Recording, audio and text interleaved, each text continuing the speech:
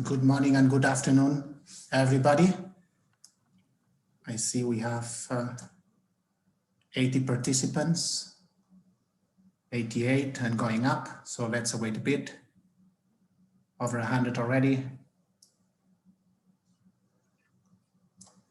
So we will await a couple of minutes, if that's fine with you all. Just to give 2 more minutes to all the audience to log in. I hope it was easy.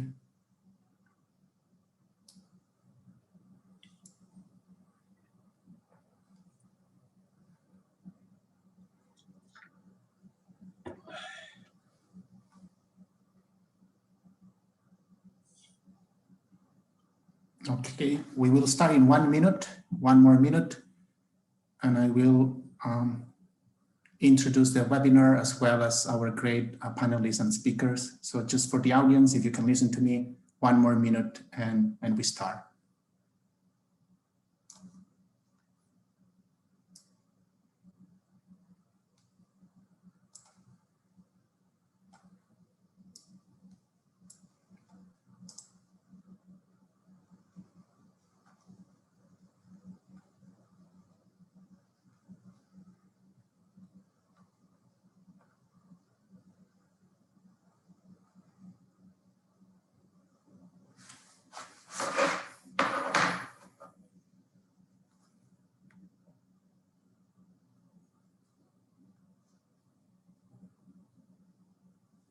Okay, so we have 151 participants. I'm sure much more are going to join in the next few minutes. Good afternoon to everybody in Southeast Asia and the Pacific. Good morning for those connecting from Europe and as well as from Africa. It's an honor to moderate this webinar and on how to make Southeast Asia skills and TVET systems future ready. The role of skills anticipation systems in matching future skills needs in the labor market. The webinar is organized by the ILO UK Skills for Prosperity in Southeast Asia program. My name is Jordi. I'm the Regional Technical and Program Coordinator for the Skills for Prosperity in Southeast Asia program, and I will be the moderator today. We are delighted to have, I'm checking the numbers, 162 participants attending this webinar right now. And I would like to start sharing on behalf of the ILO our gratitude to the audience, all of those that you are online now and those that are coming up hopefully very soon, including representatives of multiple public bodies, employers and workers organizations, education institutions, and other ILO social partners in Indonesia, Malaysia, Philippines, Thailand, Vietnam, and other ASEAN countries and beyond. I'm sorry, I'm not naming you all, but thanks to all of you for being here today. Thank you as well to our panelists and speakers for accepting the invitation and being with us today. And last but not least, I would like to share on behalf of the ILO, our gratitude to the Foreign Commonwealth and Development Office, and all representatives from the UK government in the region that are attending this webinar. Thank you for your support to the Skills for Prosperity in Southeast Asia program. Well, let me introduce our first speaker, Ms. Akiko Sakamoto, the ILO Skills and Employability Specialist for Asia and the Pacific, who will deliver a brief introductory remarks. Let me just say a few words about Akiko. I'm not gonna cover her background, which is very wide and extensive, but I would like to say that Akiko was fundamental in the design of the Skills for Prosperity program jointly with my ILO colleagues, many of those that you are online as well as the Foreign Commonwealth and Development Office and the representative which are here today. She continues actively involved in the implementation of the program, in addition to, I would say, a number of skills and TVET system development projects she also oversees and runs in Southeast Asia. I'm pleased to introduce Ms. Akiko Sakamoto, and please, Akiko, the floor is yours. Thank you, Jordi. This is very generous introduction. Thank you for this. Good afternoon and good morning to the colleagues joining from Europe and South Africa. First of all, I'd like to join Jordi in welcoming all of you to this webinar. And in fact, many of the participants today are already working closely with us through our skills project in the region, such as in and including a Skills for Prosperity program. So I'd like to take this opportunity to thank you for your continuing cooperation and giving us the opportunity to work with you in addressing skill challenges in your countries. I'm pleased that we have an opportunity today to have a focused discussion on strengthening the system for skill needs anticipation. As you're already aware that there's a huge interest in this subject in these regions. Perhaps this is not too surprising because as many of us are quite aware that the world of work is changing rapidly, especially through the technological advancement. This is redefining existing jobs and the labor market and the skills requirements. So in this context, it is a better understanding of what skills are needed now, and at least in the near future, is critical for TVET system to be relevant, and then also for individuals and enterprise to prepare themselves to, for example, to seize a new opportunity that the future work may bring, and then also to mitigate the potential negative impact that also the future work may bring too. As you know, that many countries are now stepping up their effort for reskilling and upskilling, especially prompted by not only the health, but also employment crisis brought on by the pandemic. And here, understanding what skills are in demand is one of the first key steps in delivering, planning and delivering an effective program. However, improving the system for skill needs anticipation is not a simple task, and we need to consider different dimensions of the system. Just to list a few, we have plenty of time to discuss about this. But first, there are many methodologies in anticipating the skill needs, and you will need to know that what methodology is most suitable and feasible in your specific context. And then a second, you will need to have and build a relatively solid institutional administrative capacity in your country to collect and compile and analyze the various data, which is often owned by different public and private bodies. Then third, the system needs to ensure that disseminations and the use of this data to guide the skills planning and providing the career guidance for the job seekers, for example. So, by all means, that the topic is certainly not an easy one to tackle. So therefore, I'm joining Jordi that is here, saying that we are very delighted that we have 3 prominent panelists today, including the colleague from the headquarters, Ms. Olga Strietska-Ilina, and then Professor Terence Hogarth from the UK, and Professor Hoosen Rasool from the South Africa, to help us shed light on some of the issues that I have just highlighted. I'd like to thank all the panelists for, again, accepting to be part of the webinar today.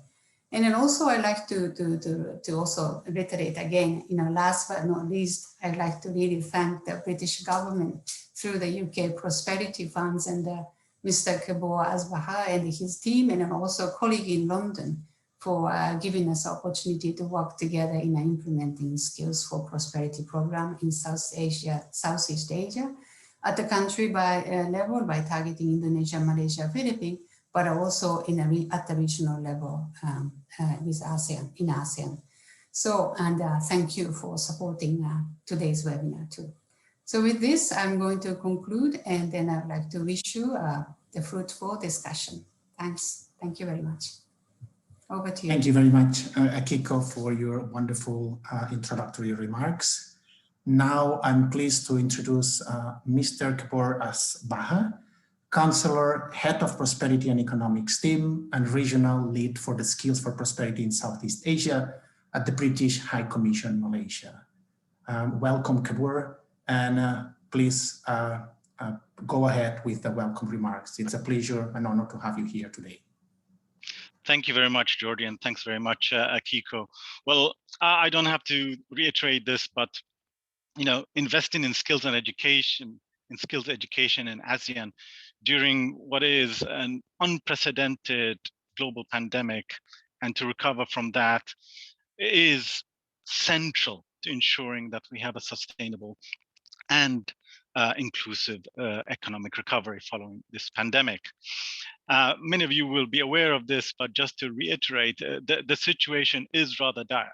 The World Bank, in a report in 2020, stated that poverty in the East Asian Pacific region has basically got poverty eradication got stunted.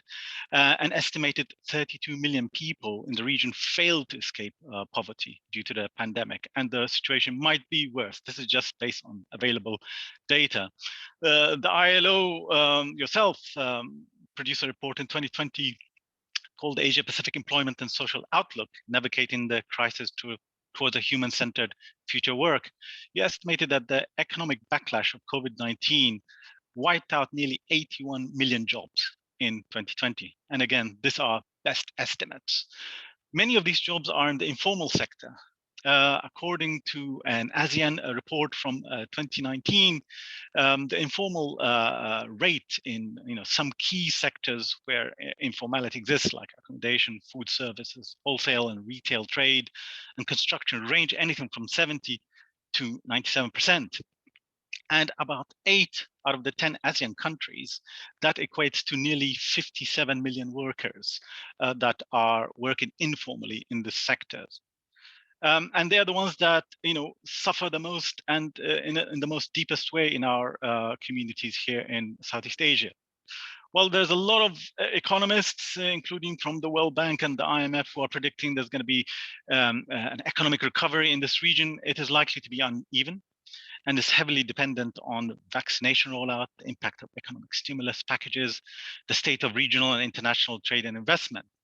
And this is where I think high quality skills education that is demanded by the markets and industry will be crucial for the long-term economic recovery in ASEAN region.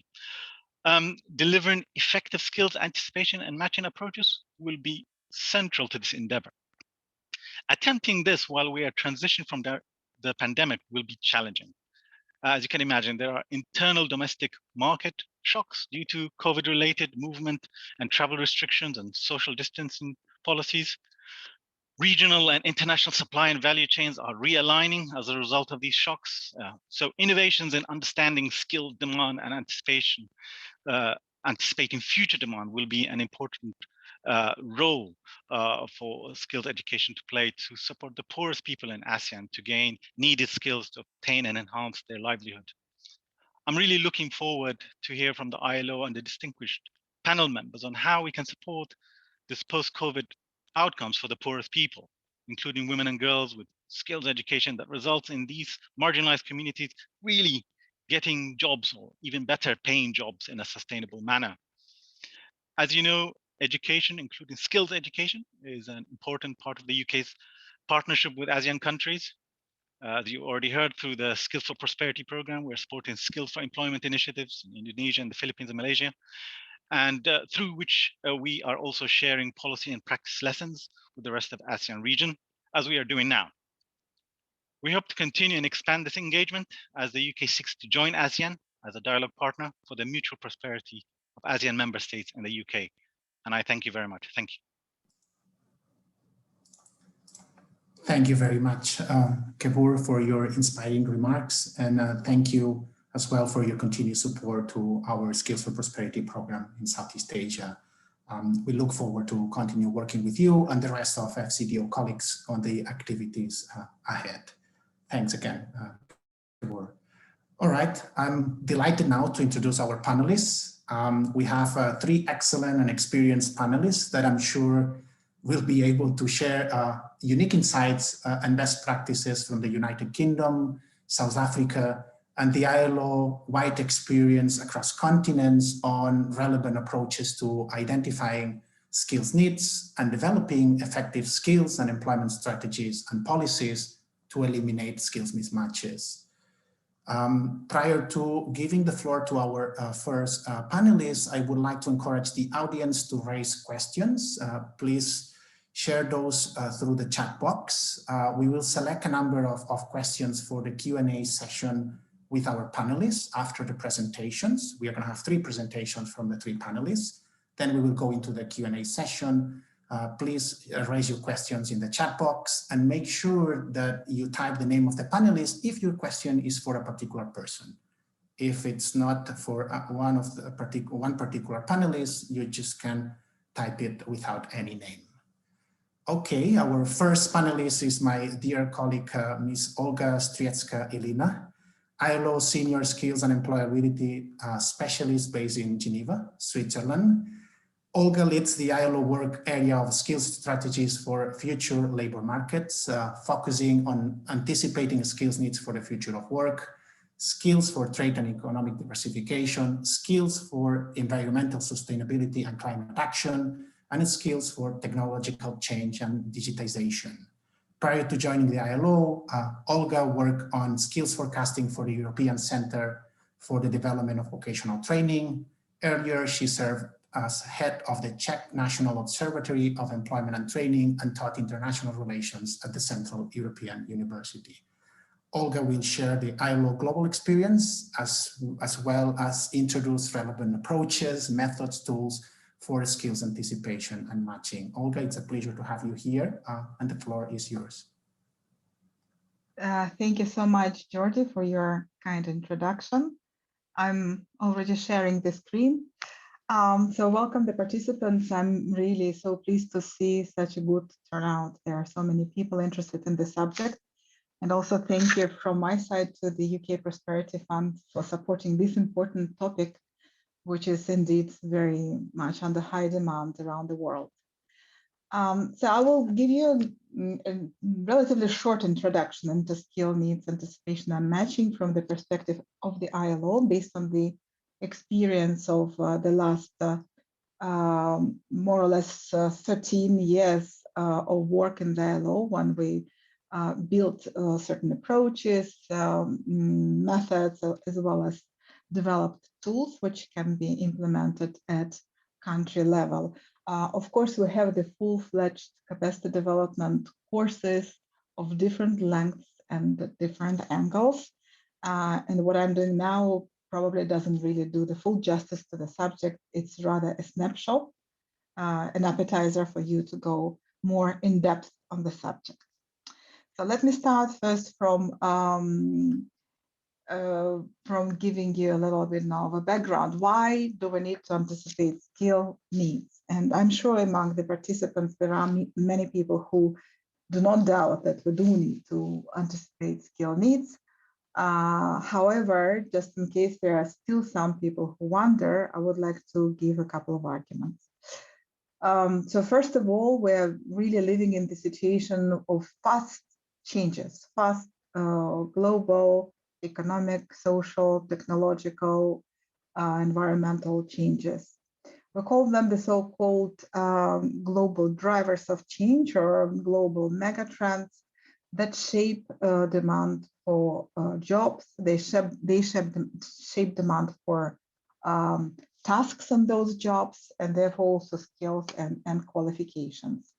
I'm not going into full detail of each of them, but I think you all heard a lot about the digitalization and technological change, because this is the subject which is highly medialized. And I'm sure you came across in the media also the opinions that technology and digitalization is going to take away some of the jobs due to robotization, automation, and there are big debates. In fact, even among experts, the estimates of potential job substitution by technology vary a lot, between 10% and half of all jobs. In the ILO, we are more on the side of more sort of more modest estimates. I believe that it's not going to be more than in 20 to 30%, but there will be also a lot of jobs created. So overall, in the longer term, the net employment impact from technological change and digitalization is not necessarily negative. It might be positive. But in the short term, in the medium term, the transition might be quite painful. And what is also important from the skills perspective, more than job substitution as such, the fact that technological change and digitalization causes the change in the composition of skills within competency standards, within qualifications, within occupations. And that change is quite tremendous. We already see that the change affects a lot of jobs now and will affect in the future between 1/3 to 1/2 of all jobs. Therefore, education and training system, of course, also has to adjust and to pick all these changes, introduce that into the competency standards, into curriculum development and the delivery of training. The same happens, for example, when we speak about climate change. You know that in 2015, there were some important agreements achieved by climate talks in Paris. And in order to diminish the rise of temperature to 2% or even better to 1/2% as countries anticipate, there are important measures on the side of national governments. There are commitments in the form of nationally determined contributions, where governments prioritize certain sectors and certain in certain products to put forward in order to meet the climate change agenda, and therefore also to introduce some important regulations. And these regulations, as well as clean technology change, will also influence demand for skills. In the ILO, we estimated that by 2030, if just 2 scenarios are implemented, one, the transition to renewable energies, and another, transition to circular economy, only through these 2 scenarios, potentially we may create over 100 million jobs. But also the same estimate actually says that there may be also a lot of jobs lost, around 80 million. So that's why if we want to keep those jobs, it's not really necessary to lose those jobs. If we provide efficient programs of upskilling and reskilling, including some in-depth requalification of people to the newly created jobs, even estimating that some people will have to change their occupation, then we can actually achieve a maximum job creation potential without losing jobs. So I'm not going into details of other drivers of change, but just to say, all of them, of course, shape demand for jobs in quantitative terms, as well as in qualitative terms, affecting skills demand. And this all happens at the background of the disruption now of the COVID-19, already mentioned by the previous speaker. In the ILO, we estimate that the consequences of the COVID-19 on the labor market is far more important and it's far more important than compared to the previous economic crisis of 2008-9, which was a consequence of a financial crisis. So this health crisis, of course, is a bit specific. So we all hope for a quicker recovery of the economy, but for the moment, a lot of losses of working hours translated into losses of jobs, and we have to see whether they will be able to recover quickly. So this all happens, the whole range of disruptions and also at the background of the COVID-19 employment crisis, but also, even in the quite stable economic situation, we still need to think that delivery of training takes time. So here, this picture just depicts kind of theoretical delivery of vocational education training program from the point of enrollment to delivery after 1 year and after 3 years. If it's a 4-year education cycle, people who are enrolled here, even if we know the demand theoretically, by the time they graduate, the demand for certain qualifications will change because training takes time and labor market, of course, they experience changes.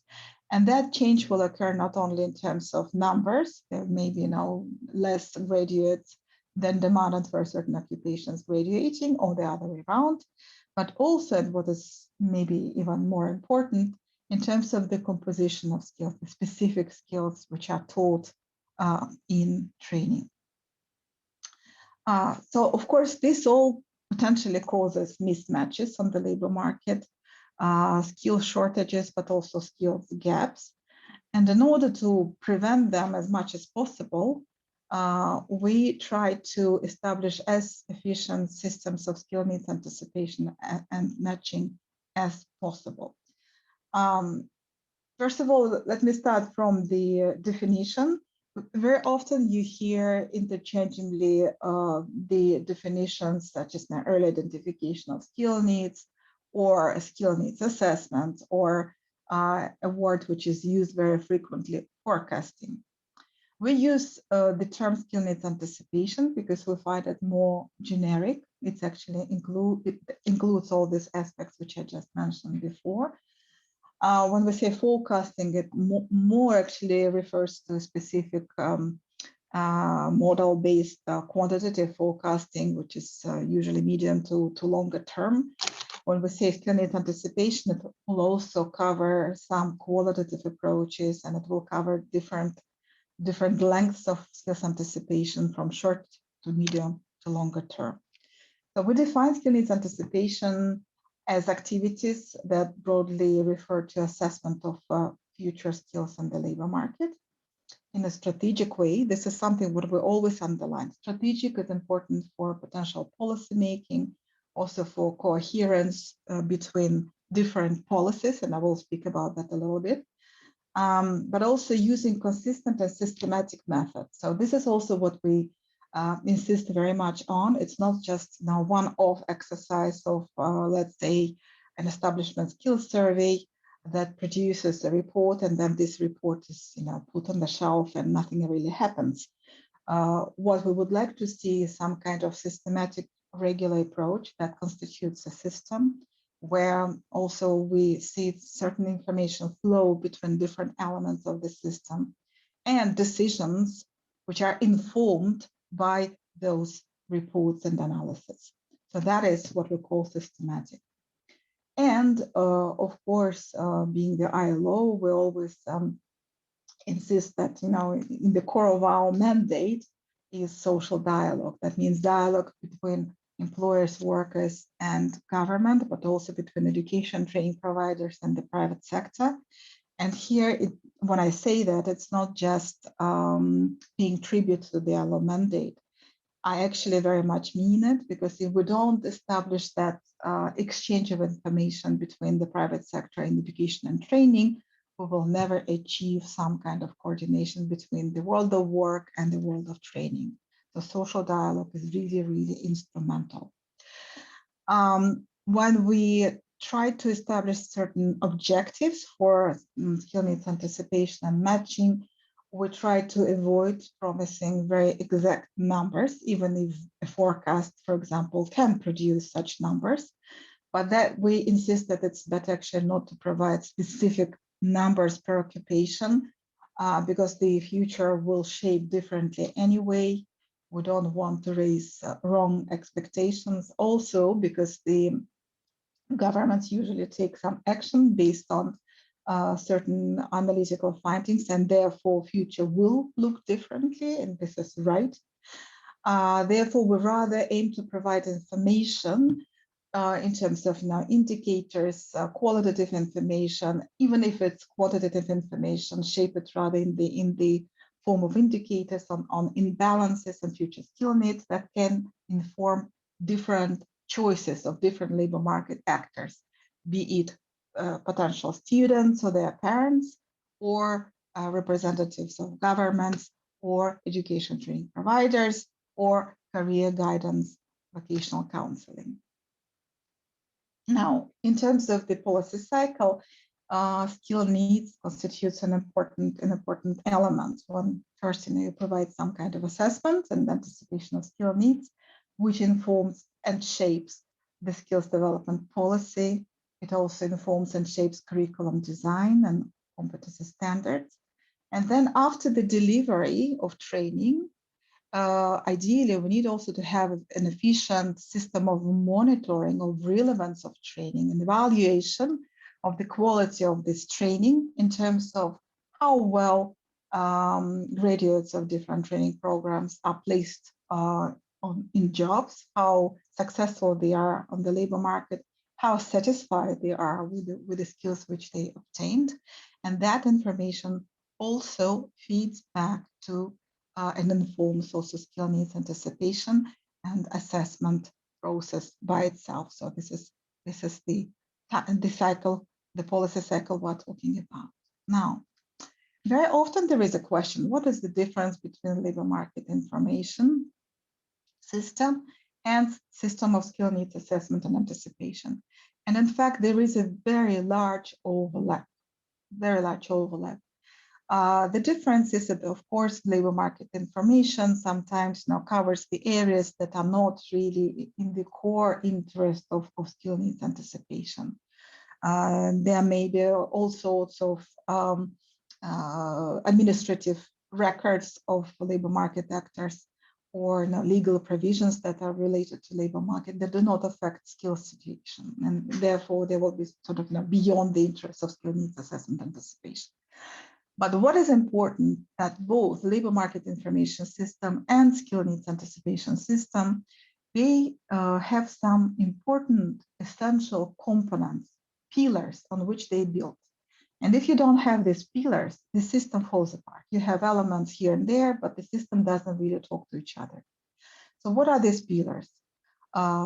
First, it's like a foundation, really, is availability of data. If you don't have data, it's really difficult to forecast anything. But just, the mere availability, again, is not sufficient. We need to think about which institutions gain this data, how they collect this data, but then also how access to data is provided to all potential users, and what is the information flow. So you already see an element of coordination when we speak about data. Then, of course, we also need methods and tools, both quantitative and qualitative, to make sure that we can actually analyze this data and collect this data. But also, as you will see, I will tell you a little bit about methods we use in the ILO. There is no ideal method, really, and therefore we also very much support the idea of combining different approaches in a complementary way. So you see there is an element of complementarity and coordination also when we speak about methods and tools. If we go further, we also need analytical capacities in institutions to make sure that they produce quality research. They can use the methods and tools. They can understand the data and collect data. They can apply these methodologies in a robust way.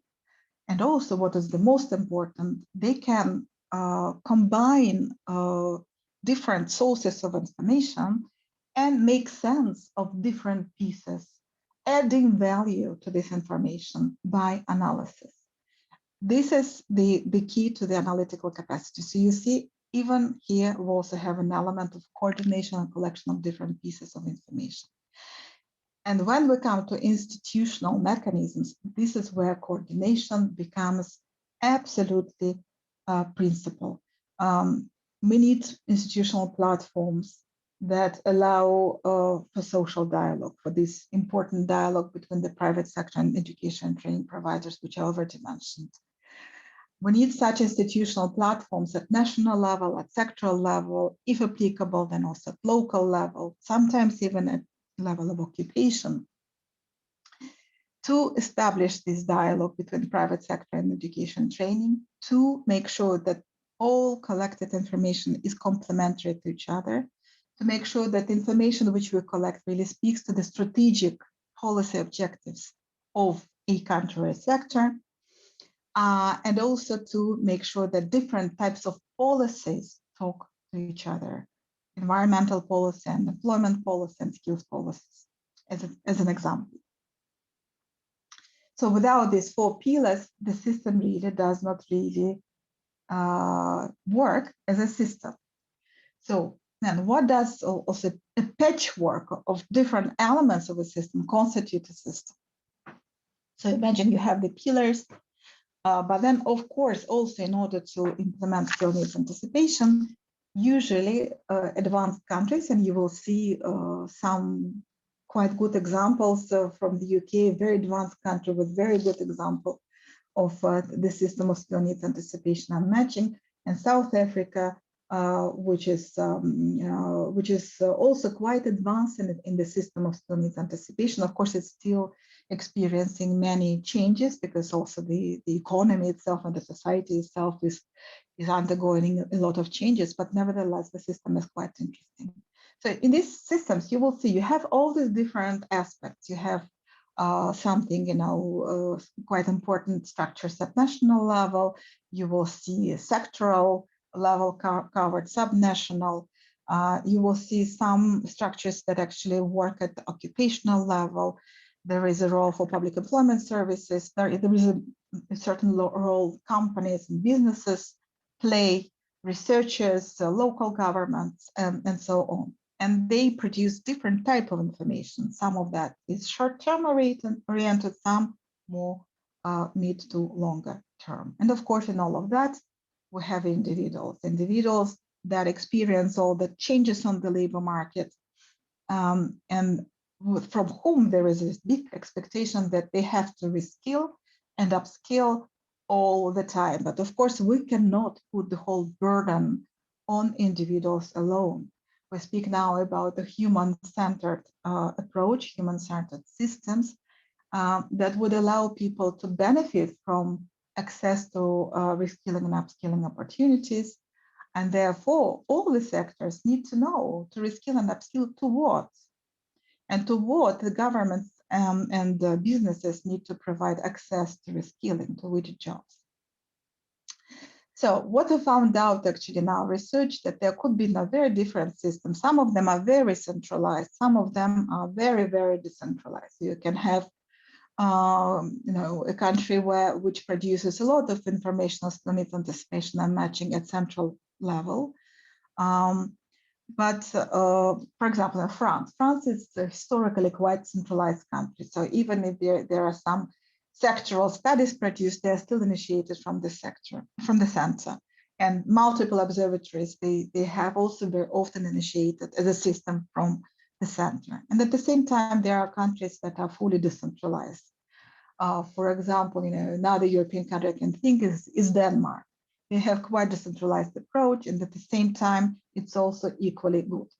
So it's not important whether it's centralized or decentralized, because very often it corresponds to the broader system of governance in the country.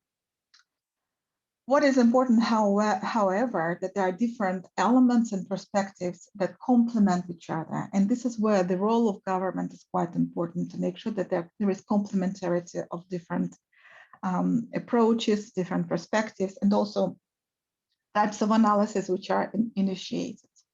And for this, of course, we always need some kind of shared diagnosis or participation of the whole number of stakeholders in the skill needs anticipation exercise, so that the result which is produced is shared by all those stakeholders and they commit to the results which is produced. So the three features which are really quite important is to make sure that the system which is developed is holistic and coordinated. I think I made the point enough. Another point which I haven't really mentioned before is sustainability, because very often what we see, especially in the framework of projects, that elements of the system are created, but then as soon as the project stops, nothing really runs the system beyond it. That's why you need actually the capacity of institutions also to be able to run the system of skills anticipation after the project stops. And I believe also this is an important point in the framework of the project of the funded by the Prosperity, UK Prosperity Fund we're talking about now, and based on social dialogue. So as I said, social dialogue is really part and parcel in skill needs anticipation and management. Now, in terms of methods, Sometimes there are questions. What is an ideal method? And I usually answer that there is no ideal method because all of them have advantages and disadvantages. So for instance, if you take some formal national level quantitative model-based projections, so forecasts, so they can produce something quite comprehensive. And the output will be comprehensive. For example, it could be a forecast by occupation and sector, which might be quite informative for some decision making on, for instance, financial allocations to these or that types of education programs on the side of government. However, in order to produce such a forecast at a fairly detailed level, you need very good data. It's really data hungry. You need uninterrupted time series, which goes back at least 10 years, ideally. And also, such a forecast may give some false impression, may raise expectations that might not really come true because there are always assumptions that go into a forecast. Similarly, now, if you take skills surveys among employers, or as we call them, establishment skills surveys, they are good because they are not very difficult to implement. They don't require a lot of analytical and institutional capacity. This can be developed quite easily. They provide some direct information from the labor market, from the side of employers on the quality of skills and on skills gaps among their workforce as well as among applicants. But this information is subjective. Sometimes this information can be inconsistent. Also, implementing such surveys, especially at the regular intervals, could be quite costly. You will see that there are quite some interesting examples of both forecasting, model-based forecasting from the UK and skills surveys of employers, a very well-established survey from the UK, which exists for, I think, nearly 2 decades by now. So definitely, this is a unique experience. And many developing countries also implement establishment skills surveys. But again, these are useful tools, but not ideal. Tracer studies among graduates of different training programs. Again, it's a useful tool for, to close the loop in the policy cycle, which I presented to you before, to get the information from participants about how successful the training program was in terms of their employability, in terms of the quality of their skills.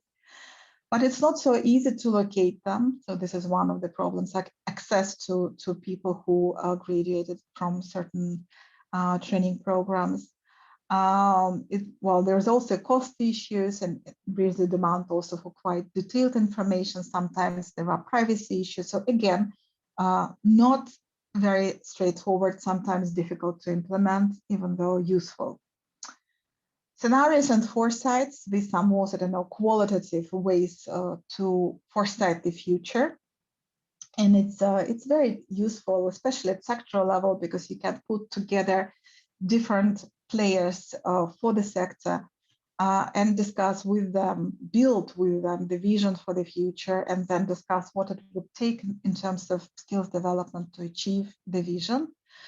However, again, there may be some inconsistencies in the result.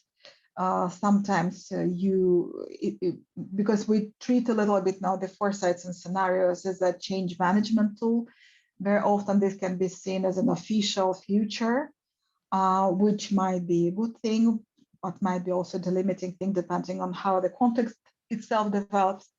And also in order to build really good foresight, you need actually people who will maybe go beyond their cultural limitations and some kind of cognitive myopia.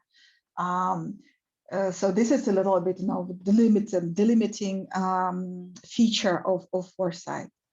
Also, the result of the foresights cannot be validated. It's a little bit subjective, and it's another limitation. And then, we have Delphi-style methods. Delphi-style methods meaning that these are methods which are built through involvement of experts in a survey. So it's basically an expert survey or a focus group roundtables, which basically also involves experts or specific type of stakeholders. And of course, these methods are very, very useful as well. You can actually save a lot of time, and it's qualitative. You don't have to have a lot of preparation, but they also sometimes are time consuming if it's a survey, not just a roundtable. A lot depends also on the moderator, on how the roundtable is prepared and how it is also interpreted. So there are limitations there as well, but these methods actually work quite well as some additional complementary method to others. And in general, of course, there are other methods as well. I haven't really mentioned anything on big data, but we can discuss maybe later on. So no ideal method, as you see. All of them have pros and cons. Our advice is usually try to combine different approaches, and that will bring the most robust results.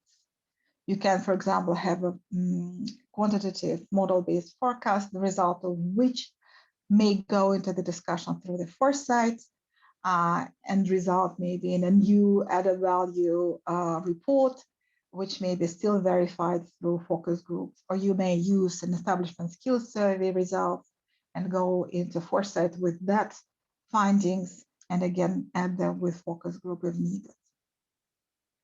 Now, in terms of institutions, you remember the 4 pillars and how important institutional platforms are. There are some examples at national level. They usually constitute part of the overall skills governance frameworks. There could be, councils or commissions, such as, employment and skills councils, human resource development, vocational education and training.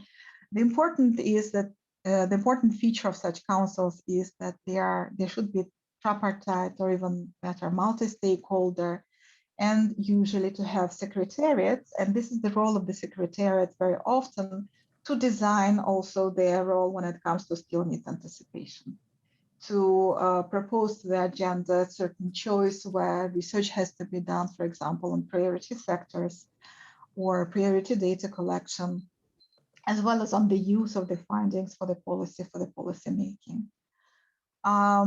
We have, plenty of examples around the world. I tried to put at least one example per institution. So here it's a Job Creation Commission in Ethiopia, which really looks at different job creation policies. It's really a demand side agenda, but they go really in depth on the skill needs anticipation now and work very closely with the ILO to prepare a skills plan. Another example are interministerial committees or interministerial working groups, which are especially important coordination bodies when it comes to coordination between different policies.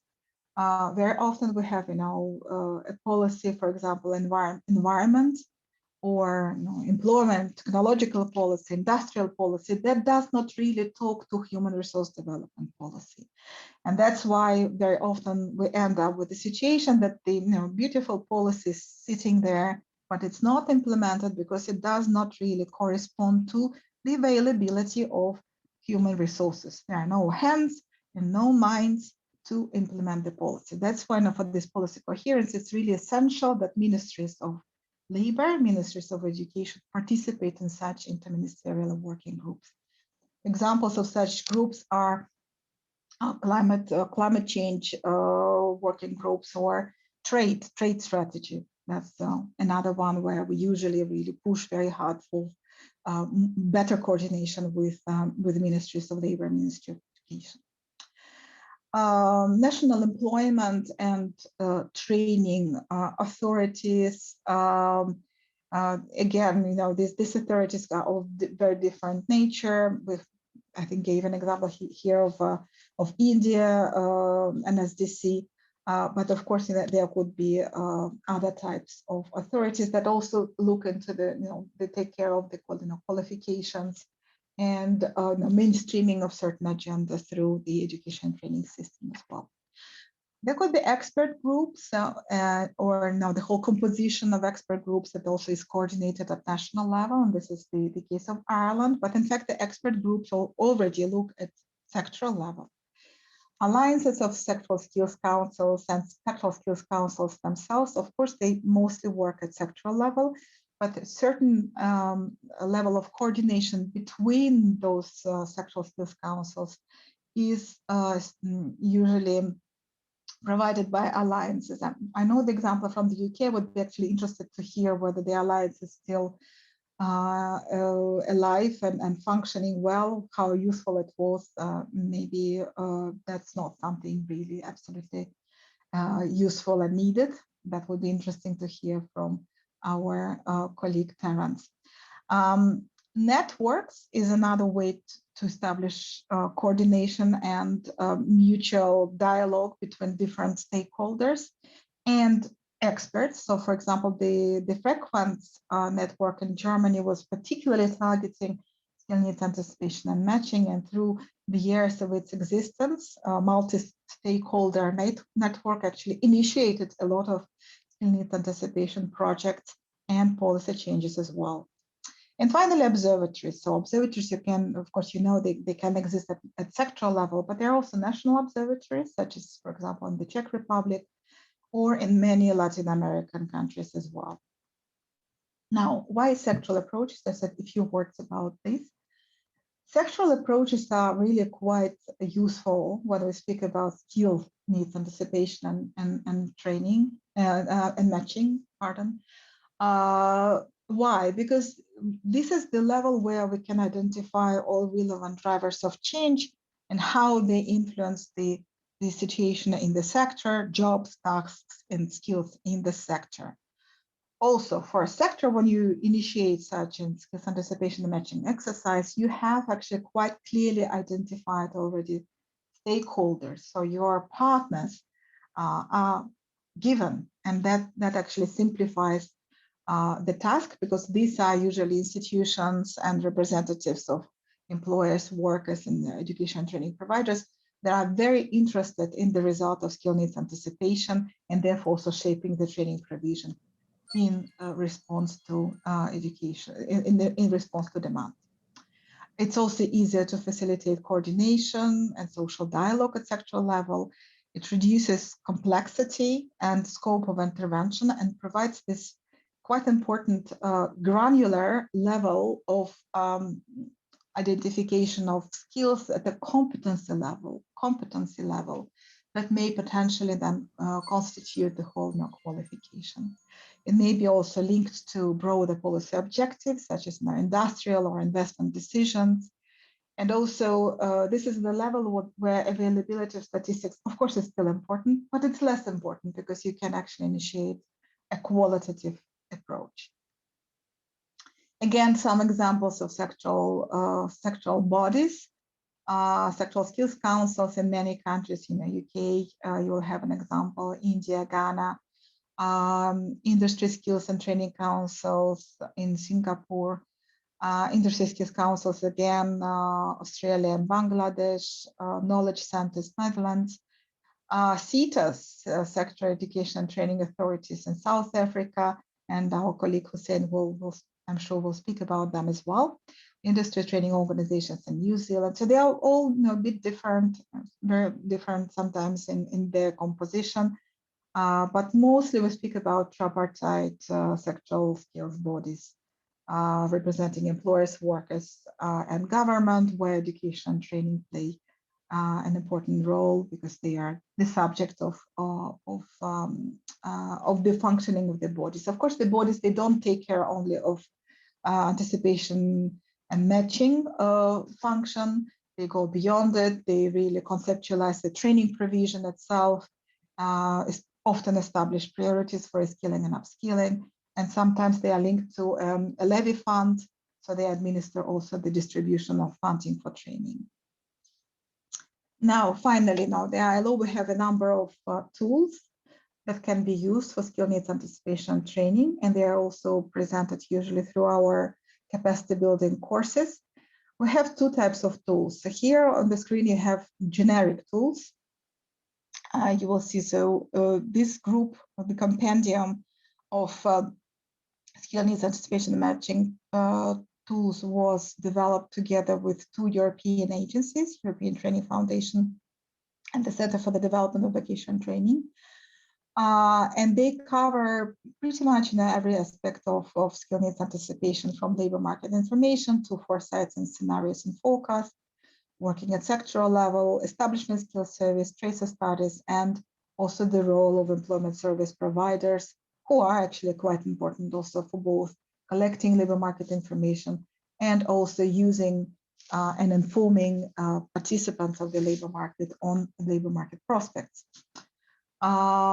We also have some specific, more specific guides. So starting here on guidelines on how to include skills aspects when you develop an employment policy. There is one guide on core skills, and we're actually working now on the update of that. And we have also some knowledge products which are quite relevant. One of them would be very relevant to today's discussion. It's on the systems of skill needs anticipation and what works basically in systems the best. I would encourage you to look into that publication, and also on skills mismatch in low and middle income countries. And then we also have the whole group of tools that were developed specifically to cater for better coherence between skills development policy and other types of policies, so drivers of change. So we have a group which is called STAT, Skills for Trade and Economic Diversification. It's a very established, very well-established ILO tool, which has been implemented in over 20 countries and I think more than 30, close to 40 sectors around the world. And this is the specific tool to be implemented at sectoral level for those sectors that would like to improve their export potential. That's why it really talks directly to trade and economic diversification as well. Then for those sectors that are undergoing important technological changes, we have a tool, Skills Technology Foresight. Now, in the framework of the COVID-19, we needed to have very quick identification of skills for potential quick reskilling and upskilling in order to make sure that people do not lose their jobs or are put in those jobs that are still in demand. And for this, we implemented the new guidelines on rapid assessment of reskilling and upskilling needs, which can be actually fully implemented online, because also the world found itself in a very specific situation. We couldn't really go to the field and do face-to-face interviewing. So fully online.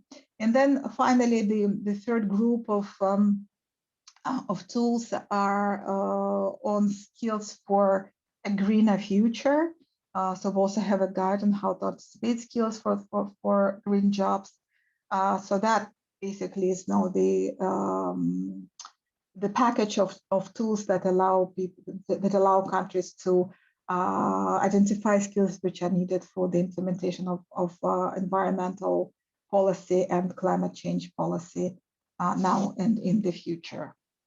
So with that, I will thank you, and I think the questions will be done later. I hope I didn't take too much time.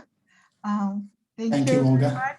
Over to you, Jordi. Thank you very much, Olga, for sharing this wide range of best practices, lessons learned, etc., regarding relevant skills anticipation approaches, methods, and different tools, along with, of course, the challenges and opportunities for skills anticipation systems in the region and beyond. So we look forward to hearing more from you during the Q&A session. Let me introduce our second panelist. It's an honor to have Professor Terence Hogarth.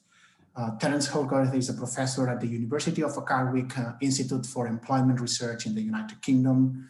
Over the past 35 years, Professor Hogarth has been involved in a series of studies addressing the demand for and supply of skills, the extent of skills mismatch, and how vocational education and training systems respond to emerging skills needs.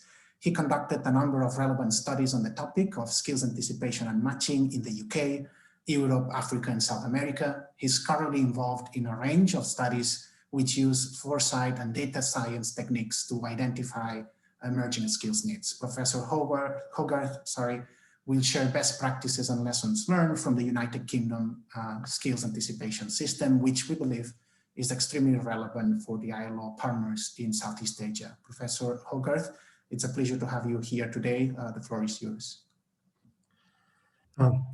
Thank you, Jordi, for that introduction. I would like to talk today about the, well, first of all, I'd like to say thank you to the ILO for the invitation to speak today, and also from the UK government's Skills for Prosperity programme. It really is a pleasure to be able to talk about the skills system in the UK, which I believe is quite an innovative one, but one that also is subject to quite rapid change. And I think it can provide some interesting lessons for very many countries. Just to start with some terms of reference, I'm going to talk not really about the UK. The UK comprises 4 separate nations, England, Scotland, Wales, Northern Ireland. And what I'm principally going to talk about is the situation in England, given that the skills systems vary across the 4 nations. And when I talk about the skills system, I'm principally going to talk about the TVET system, rather more than higher education and the general education system. But I think that nonetheless still gives you a very good understanding of how skills anticipation has developed across the UK, but more particularly in England over the past 30 or 40 years. Now, the skills system and policy has tried to solve 2 interconnected problems, which policymakers have had a long-standing concerns that the demand for skills and investment in skills in the UK as a whole has been less than many of its competitor countries, often those in Europe with much more developed vocational education and training systems. So from certainly from the 1980s onwards, policymakers have been quite active in trying to increase the demand for skills. And at the same time, there's been a concern that the skills supply system, the outputs from what one might typically refer to as vocational schools, hasn't always been that responsive to demand, that the training institutions have sought to deliver what they have the capacity to deliver rather than the skills that are actually in demand in the labour market. So there's been, I think policy has been quite innovative in principally through funding mechanisms to make sure that training providers are responsive to demand and produce what are typically commonly referred to as economically valuable skills. So the 1980s and 90s, there was very much a strong emphasis on stimulating demand for skills, especially at an intermediate level, but also at a higher level, given that we also had the mass expansion of universities over that period. But at an intermediate level, we had the introduction of publicly funded apprenticeships for the first time, which were introduced in 1994. And I think policy moved on from stimulating demand in skills, so trying to increase the volume of skills demand and the volume of skills production. And over time, it shifted to more on ensuring that supply actually met demand, so that we had a genuine demand-led system. And I think the Elite Review, which government commissioned in 2006, was a bit of a landmark in the development of this policy, insofar as its view was that the government agencies which were involved in skills, in planning the skills system, actually were doing too much planning, that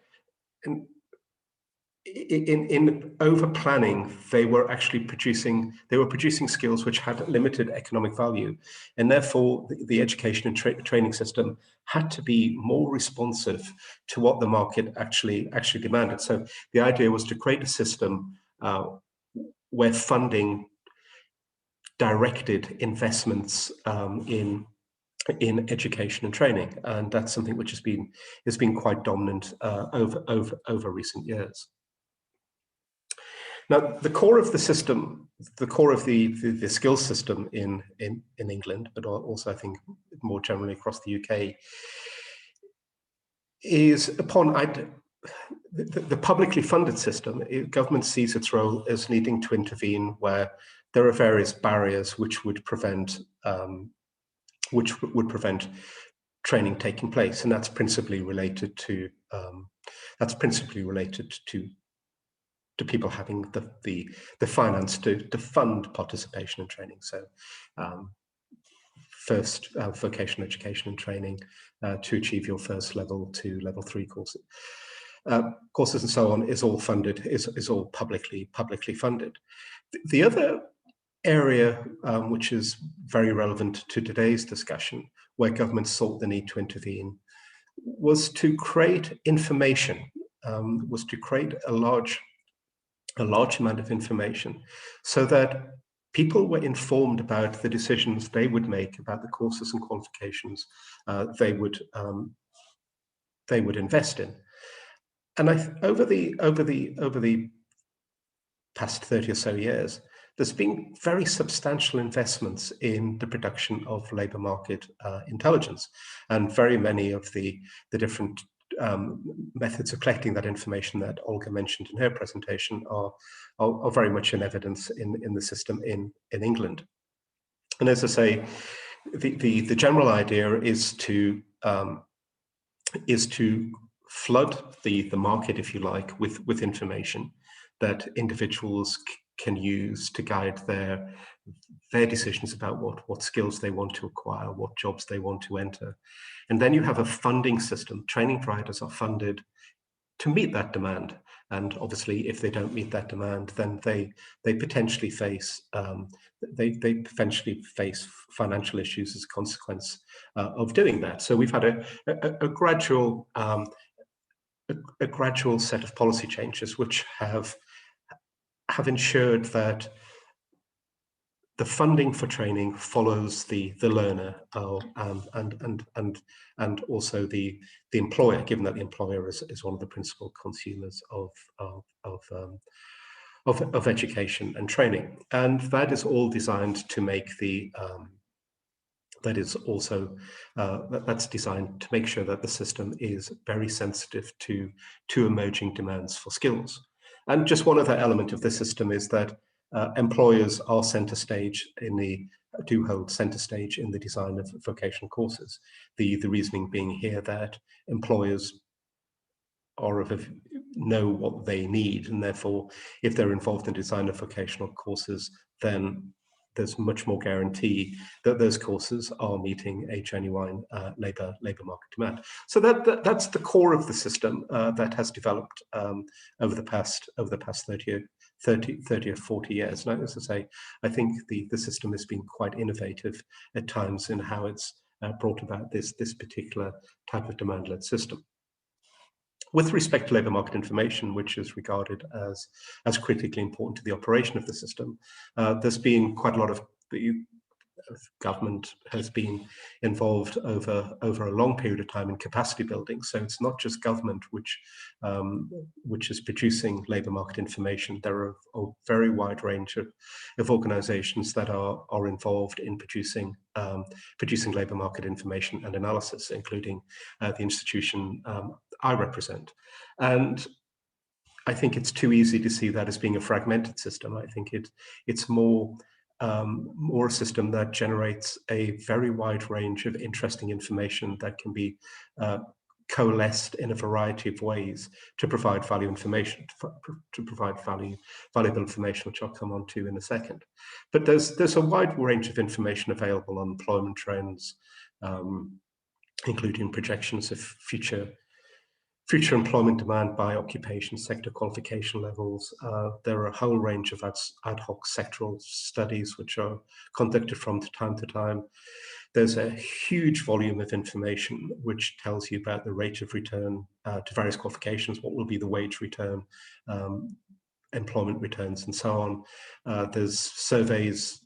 We have a huge survey of employers which is conducted periodically, which identifies skill mismatches of various kinds, including difficulties employers have in recruiting from the external labour market, but also, importantly, what other skill gaps employers have within their organisations. To what extent are existing employees actually proficient at the jobs they do? Now, in producing this very, very wide range of information, this huge volume of information, there is a need to bring it together in some way. And one of the principal means of doing that is through the Labour Market Information for All portal, which is which provides a receptacle which contains a very, very wide variety of information on skills, which intermediaries can then access to serve a very wide range of groups, and I'll just come on to that again in a moment. And I think it's also important to say that there's also been a lot of investment in using data science, especially in scraping information from recruitment websites, so that you can begin to build up information about the types of skills employers are requiring to fill certain jobs. And there's also more qualitative approaches, including foresight, which are designed to deal with some of the uncertainties the labour market is currently faced with. Labour Market for All is a portal which contains a large amount of information. And I think what is particularly interesting about the Labour Market LMI for All portal, and I've provided the web link so you can have a look at it, is that it allows a range of intermediaries to access the database, to access the data, and to use that data to present to whatever group they're looking to serve with information.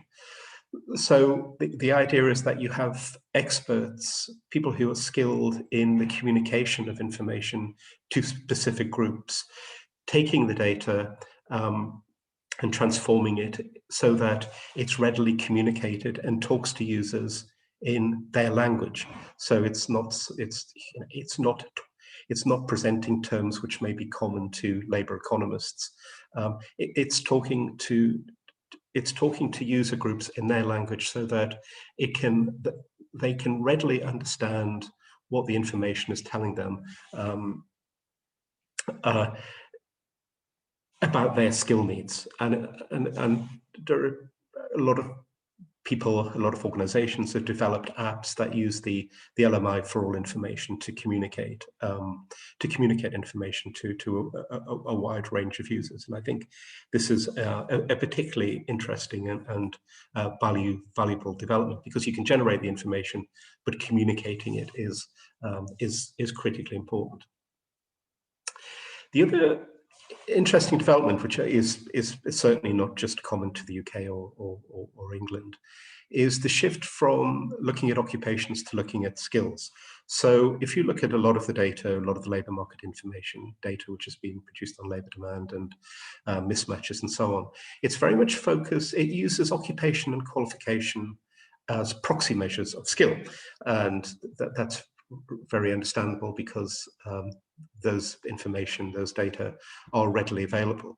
But I think there is increasing recognition that it's not so much the job or the qualification level that's of interest, or those things clearly are of interest, but we also want to know what are the particular skills that people require to do a particular job. And this is the skills requirement approach. And there's been quite a lot of investment in the UK in generating information about that. So we've had a series of surveys, the skills and employment surveys, which have been periodically conducted since 1986, have used this approach, which begin to identify the skills which are critical to the jobs people do and which are often common across a very wide range of jobs. And there's also increasing use of data science techniques, which are still in the process of development, but are beginning to yield quite interesting information from recruitment websites, which indicate what are the skills which are associated with particular jobs. There are clearly a range of issues that still need to be resolved for that information to be as valuable as it might be. What are the important skills versus those which the employers would just like to have? But it certainly is a very interesting avenue of activity. And this, and also, which is not mentioned here, there's also the use of various administrative data, which can also yield information on skills. I've just presented an example here of the sorts of information that data scraping from websites can produce, which is produced by a colleague in IER where I work, and he's listed. You can look at a particular job, and then you can begin to look at the skills which are most commonly associated with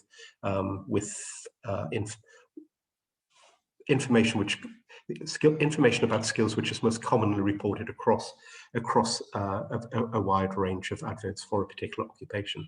And you can also obtain information about the wage level. So here's a very much a useful additional source of information which complements the more traditional approaches which have been used over very many years. The future is clearly important. Policymakers can introduce policies now which will influence the future. So it's important that there is information about future skill demands. In the UK, quantitative projections of future occupational demand have been produced since the 1980s on a periodic basis, funded by government. And over the past 15 years or so, these have been known as the working futures projections, which are produced by a colleague of mine in the Institute for Employment Research. And these typically produce an indication of occupational demand 10 years ahead. But I think what's interesting about these projections is that they show you the net change, but they also give you an indication of replacement demand, where replacement demand takes into consideration, for example, that a lot of people will retire from an occupation, and they will need to be replaced to some degree. So you can have a situation where you're predicting that the number of people in an occupation may decline, such as skilled trades occupations, where there's an estimated, it's estimated that the number of people who will be employed in that occupation by 2027 will be 307,000, lower than it was in 2017. But if you look at the number of jobs that the number of jobs where people will need to be replaced because they're retiring or whatever, because they're leaving that particular occupation, then that's estimated to be almost 1 million. So if you subtract one from the other, you can still see in an occupation where the headline figure is that there'll be 300,000 people less working in this job by 2027. Nonetheless, 600,000 people will need to be found to fill jobs that will emerge in that occupation over that period. So that's vitally, that is clearly a vitally important piece of information for those involved in skills anticipation and in communicating that information to a wide range of people in the labour market. The other area which is becoming increasingly important, which I think is related to the degree of uncertainty, which is related to the green transition, but also the digital transition, but also other things which are taking place in the aftermath of the pandemic, is foresight and horizon scanning type approaches. and that's quite useful in dealing with the uncertainty. And there are, I mean, Olga mentioned the variety of approaches which are available here, but this is clearly seen as an important complement to more quantitative approaches. And again, it's something where there have been quite substantial investments in skills foresight, and there was a major skills foresight activity commissioned by the Government Office of Science in the UK that was published in 2018. And there are a variety of other organisations in the UK which are involved in foresight, and this is just seen as quite an interesting way of dealing with uncertainty. It's also seen, I think, as also a means of shaping the future, because I think a key element of foresight is understanding, well, you know, what do you want the demand for skills to look like in the future? So there is an element of that involved in foresight activity, which I think is quite interesting. So just by way of conclusion, I think skills anticipation in England is innovative. I think it's innovative in the way that it's encouraged a plurality, a variety of approaches to understanding the demand for skills, both currently and in the future. I think it's interesting in the way, it's innovative in the way that it makes raw data available to a wide variety of organizations who can then further analyze that and transform it so that it creates meaningful labor market information. But of course, it does assume that people will use that information to make informed decisions about what skills they want to invest in. And of course, this is all linked to a system where the supply side is strongly encouraged through funding systems to be able to respond to changing demands in skills, and that's also an interesting feature of the system. I suppose if one was wanting to point to a downside, it's the system is very efficient at satisfying what demand there is. Perhaps it's less adept at actually increasing the demand for skills. But in many respects, you know, that is subject to a range of policy interventions which are really nothing to do with skill intervention. So I think the skills system in England and across the UK more generally is an innovative one. It's one that's been subject to very much change over time, a lot of institutional change. I mean, Olga was making mention again of sector skills councils, that they were very prominent at one time. They still exist, but arguably are less prominent. And there are reasons for why there is a high degree of institutional change, but it is an innovative system. It is, I think, a particularly interesting case of one that's very oriented to meeting demand, to being a genuine demand-led system. So I'll end there, and I'll be happy to answer any of your questions later on. So thank you. Thank you very much, Professor Hogarth, and that was an excellent presentation and very informative, and I think great to look at the model or the approach of England as you described here for all of us in the region. So I'm sure that the best practices and lessons learned that you presented will be extremely relevant for our audience in the region. So thank you very much again. Great having you here. And our last panelist, but not least, I'm pleased to introduce Professor Hoosen Rasool. Professor Hoosen Rasool is the director of FR Research Services, bespoke consultancy based in South Africa. He has served as technical advisor on skills and TVET system development to a number of relevant public bodies in South Africa, Namibia, and Botswana. He also consults to several international organizations such as the ILO, the European Union, GIZ, and UNESCO, among others. Professor Rasool and his team has conducted more than 70 research studies in the last 10 years. Professor Rasool will share best practices and lessons learned from South Africa's skills anticipation system, which we believe as well, this would be very relevant for the ILO partners in Southeast Asia. Professor Rasool, please, are you online? Yes, Jody, I'm online. The floor is yours. Okay. Let's see if I can. I encourage, Professor Rasool, I encourage all, if you allow me, I encourage all our audience to raise questions or share questions in the Q&A window or box. I said at the beginning, the chat, apologize for that, the Q&A window. Please raise questions for the previous speakers and now for Professor Rasool. Thank you. Over to you, Professor Rasool. Okay, thank you, Jody. Jody, can you see the slides, please? Yes, we do. Yes. Okay, please, colleagues. go ahead. Well, I'll tell you good afternoon, but for me, it's good morning. Thank you to the ILO for giving me the opportunity to talk. I look forward to this presentation because it gives me time to reflect on what we have done over the last 10 years. So let me give you the South African perspective and let me be quite candid. We've done some great things and there are other things that we haven't done too well, but I will share with you and hopefully you can learn some of our lessons and what to avoid. It's exactly 10 years since South Africa embarked on the journey of developing a skills anticipation and matching system, which we refer to in South Africa as an institutional mechanism for skills planning, which is the same thing.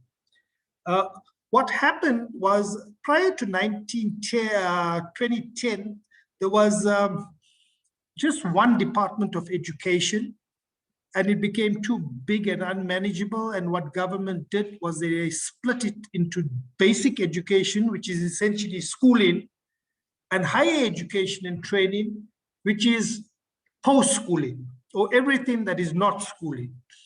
In addition, what government did around 2011, is that the Department of Labor was responsible for skills development, and it managed 21 sector skills training, education and training authorities, which is referred to in the UK as sector skills councils. So that was transferred to the Department of Higher Education. So there was some kind of consolidation regarding post-school education and training and workplace education. With that came a decisive policy shift where there were calls for government to ensure that education and training is better aligned to the supply and demand dynamics of the labor market.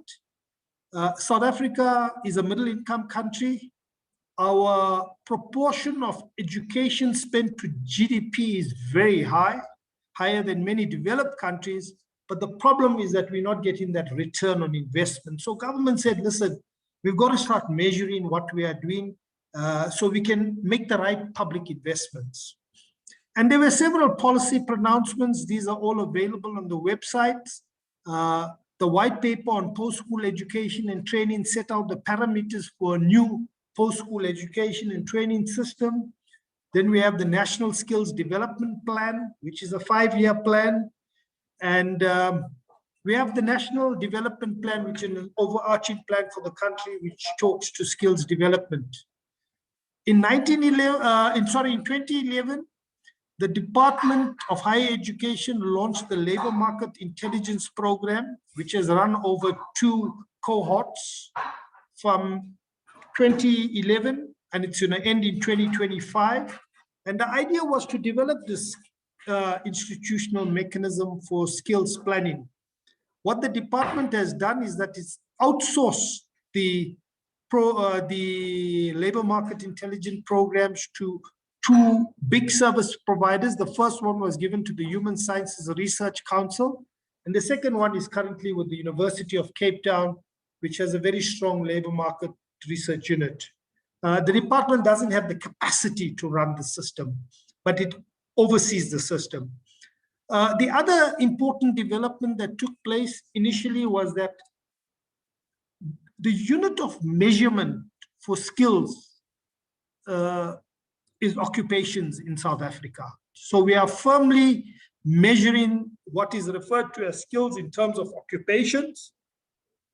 It worked initially very well, but as you know, with the first slide that Olga presented, that with the drivers of change that is influencing every aspect of human life, occupations are being unraveled and not as they traditionally were. So that is presenting challenges that we need to address. And yeah, so we embarked on this journey of developing the skills system in 2011. The money was put on the table. We had a great commitment from government. There was long-term funding. We told ourselves we're going to develop an institutional mechanism for skills planning. The only thing that was left for us was to define what is this animal. We didn't know what this mechanism for skills planning was. The department was responsible, wanted a system to anticipate and match skills, but they didn't know more than that. And initially, the providers that the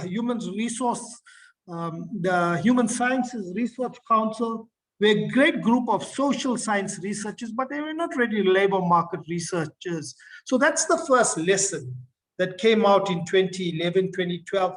There wasn't a common vision, a shared vision between the client and the service provider. People like myself, who are technical experts, were helping the client, which is the department, and we were stuck in the department as consultants. But the service provider was not quite listening to us. So it took us about 3 years before we came to terms of what this architecture was going to look like and what this mechanism was going to look like. During that time, I attempted to define what is an institutional mechanism for skills planning. And I said it was a set of interlinked institutions, systems, policies, procedures, frameworks, governing structures, etc. Human resource capacities that will analyze information in the short, medium, and long term and measure skills imbalances, which is your shortages, surplus, and mismatches for the purpose of skills planning. And it could be done as a national, sectoral, regional, or even local level. So the system that I had defined for the department was graphically, it is a set of institutional arrangements, frameworks, functions, processes, activities, relationships, and outputs to measure skill supply and demand. And remember, when we talk of skill supply and demand in South Africa, we're talking fundamentally or predominantly of occupations, although we do identify top-up skills or skills gaps, but it's very hard to measure that because it differs from one individual to the other. What South Africa currently does is that we have our own occupational classification system that was developed around 2010, but it's 2010 by the GIZ. They helped us to develop this occupational classification system, and it tracks 1,510 occupations, right? Across these skills levels, high, intermediate, and entry. At the outset, I will tell you a second lesson to be learned is that tracking 1,500 occupations is far too much. So that is another challenge that we are dealing with. If I look at our skills planning mechanism, I look at it in terms of 5 parts. One is measurement, where we measure occupational supply and demand. We measure skills imbalances, that is, we measure shortages and surpluses and mismatches in terms of occupations. And we spend some time measuring top-up skills. People that are employed or unemployed, they have a skills deficit, so they need a short learning program and so on. So we measure these things. And then we analyze them in terms of and produce certain reports. We produce an occupations in high demand report, which deals with occupations that are in demand in the labor market. And we come out with an annual list. Then we also produce an occupational shortages report. So we distinguish between demand and excessive demand as a shortage. So if the demand is excessive, we refer to it as a shortage. When there is a demand It's just referred to as demand. We also produce a critical skills list, which is a set of occupations to help with the granting work permits and residency in South Africa for skilled people. And then we do sector priority occupations because, you know, you could have a list of national occupations, but each sector has different needs. So each industry or economic sector comes out with their own list. And in many cases, it matches up with the above lists. Communication, mainly to labor market actors, employers, learners, policymakers, planners, public entities, investors, and education institutions. So, you know, we also need to look at the communication of the intelligence. And then all of these analysis and measurements are used fundamentally for enrollment planning in post-school education, for budgeting, for resourcing education institutions. And hopefully, from that, we move on to program mix, where institutions can decide on a program mix based on the labor market needs, develop qualifications, and provide career advisory services. So these are the main mechanisms. You know, if I have to break up the institutional mechanism into a value chain. This is the architecture which I have developed. The problem that we have in South Africa, we're too busy implementing, but we're not reflecting on what we're implementing. So that is why I said I was very pleased to be here. So I can reflect on what we're implementing. Now, if you want to see what our data architecture, our skills management and measurement and analysis system looks like, these are the main, let's say, ingredients. You have the Department of Higher Education and Training in green, I've color-coded it, who produces, with the help of its support agencies and occupations in high demand list. It tells you what occupations in this country are in demand. An occupation, priority occupation list, it tells you which occupations are in short supply, so there's excessive demand. And then the department also produces supply data sets for TVET, for higher education and training, for workplace training, which we refer to as CETA Management Information System, and for community education and training. So there's a very strong set of supply data in addition to demand data that is produced under the auspices of the department. And it culminates in a skills supply and demand report, which is available on the website. And it's used for student funding, enrollment planning, and career advisory services. Then if you move to the left, the maroon is Statistics South Africa, which is our national statistical agency. And reports that are relevant to the labor market are the quarterly labor force survey, the quarterly employment survey, and they produce various youth and other studies. So we have a rich supply of supply and demand data coming from the Stats South Africa, which is the national accounts. Then we have our sector education and training authorities, what you may refer to as sector skills councils.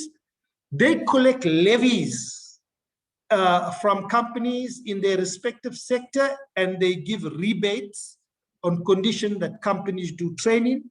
So companies complete a workplace skills plan and an annual training report, and they get a rebate. So that data is a very important data on what is happening in the workplace. And they produce the reports on the workplace skills plans and reports. Then they also do qualitative interviews or semi-structured interviews with key industry leaders. So 21 CETAs do a set of 21 studies. The department has mandated me to consolidate those studies and to write a single report, which is very useful. It provides qualitative insights that the quantitative data does not reveal. They do tracer studies and they do sector skills plans. So each sector writes a 5-year skills plan, and there's 21. Far left is the Department of Home Affairs. They produce a critical skills list, and that is for work permits and immigration. And it's drawn mainly from the secondary data sources. Far right-hand side, you have organizations such as university, research institutions, investor organizations, NGOs, and they produce an awful lot of data. So in South Africa, we don't have a problem with data. We have too much data. We have a problem with analyzing the data and implementing it into programs. And then we have there are many recruitment agencies, but one is Career Junction, and they provide online recruitment data. So we have a very rich source of data in South Africa. And what this architecture means is that we know which occupations are in demand. We know which occupations are oversupplied. We have a good idea of what top-up skills are needed and so on. So yeah, that's the architecture. I'm just going to spend a little time talking on what are the methodologies for these different reports, for some of them. The list of occupations in high demand, they look at 4 categories: employment pressure, wage pressure, and vacancy pressure. And they draw the data from the quarterly labor force survey. So they look at employment growth, employment duration, mean wage growth, and so on. And they put it into an equation, and it reveals findings, right? So it's very, there is a very strong quantitative analytical dimension, but it is supported with qualitative evidence. So once the quantitative data is produced and the findings are given, it is sent out to relevant industries, and they provide inputs, because we cannot ignore what employers say qualitatively. So, and then a decision is made on what goes on the list. The same thing with the priority occupations. We look at hard to fill vacancies. So the CETAs do sector skills plans, and they track hard to fill vacancies. We look at vacancy pressure, wage pressure, employment pressure. And we also look at major macro projects of government. So there may be government projects that are rolling out, and there are skills needs for those projects. So we look at it from in terms of latent demand. Sector skills plans, CETAs do 21 sector skills plans. These plans are all available on the website. Essentially, it's a 6-chapter plan. They look at, they profile a sector, they look at change drivers, they look at occupational shortages and skills gaps, partnerships, monitoring evaluation, strategic skills priorities. These plans haven't been great. I'm an evaluator for many of these plans, and unfortunately, the capacity is not there to build high quality plans, but it is improving year on year. And of course, for work permits, you look at acute skills shortage, you look at strategic priorities, we look at highly qualified people in terms of qualifications. And we say that an occupation can be only on the critical list if it requires a long lead time of study, at least 3 to 4 years. So if someone comes with a 3-month course, we say, no, you can train someone in South Africa, and you don't need an immigrant for that. Now, what I've done here, and I think this may be my last slide, I've sort of given you an assessment of what we have done well and what we have done not so well. The green at the bottom says what I think we are doing well in. The amber says, well, we're doing well in some things and not so well in others. And the red says, listen, there's much room for improvement here. So as a and this is lessons that that can be learned for everyone. So if you look at the first thing, as far as stakeholder, there's wide stakeholder participation in our measurement and analytical processes. Labor, employers, learners, the state, trade unions, and so on. So we have a very strong tripartite culture in South Africa, very, very strong indeed. Sometimes it's too strong for our liking because it delays decision making. All our reports that are issued by the government goes through a public procurement, public comments process, and you get hundreds of comments coming back. So it's an active process.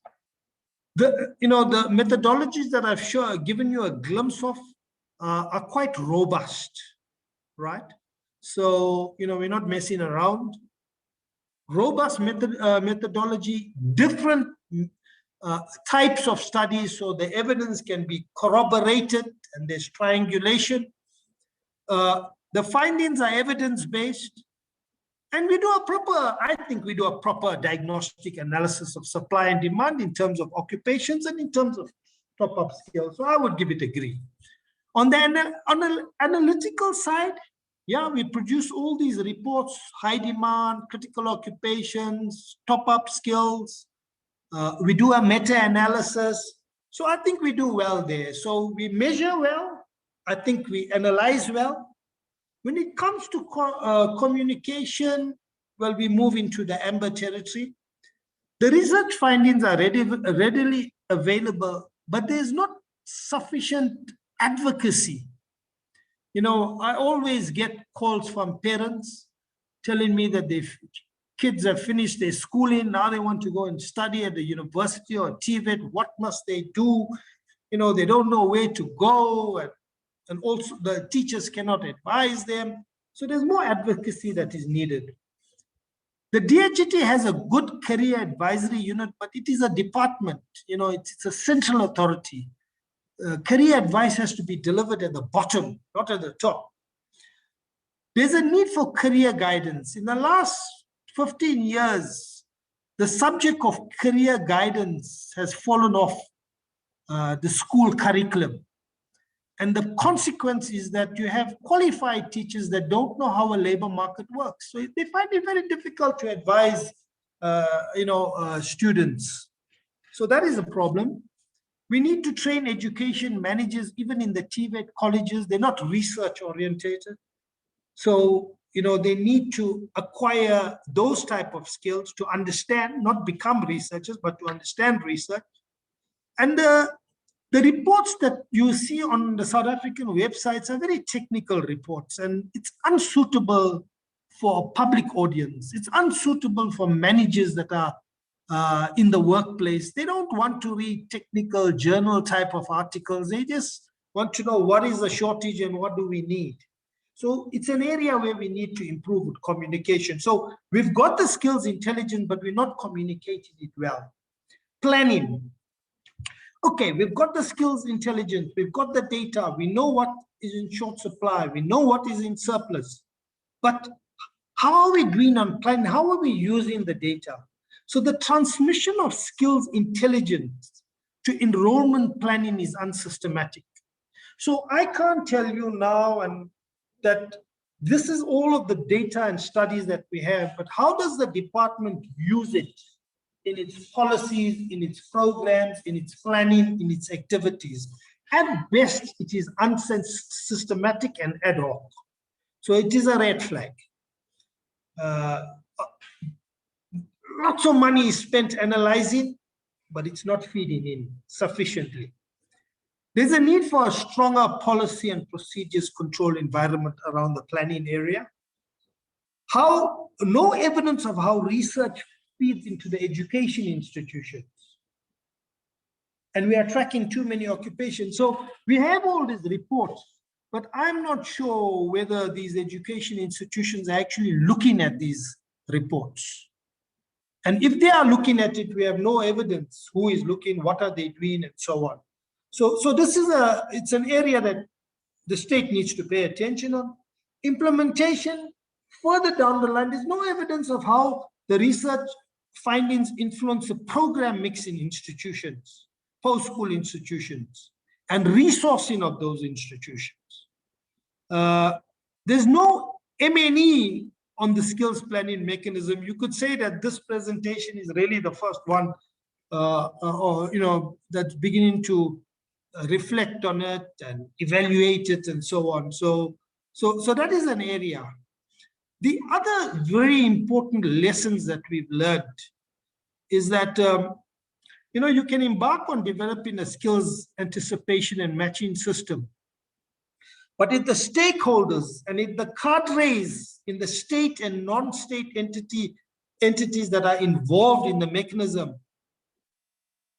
have not been capacitated, and their levels of skills intelligence and labor market analysis has not been sufficiently heightened, you're going to run into all sorts of problems. And that is the problem that we currently have in South Africa. There's not enough attention paid to build a pool of technically savvy public servants in the state departments where planning and policy making is taking place to understand labor market dynamics.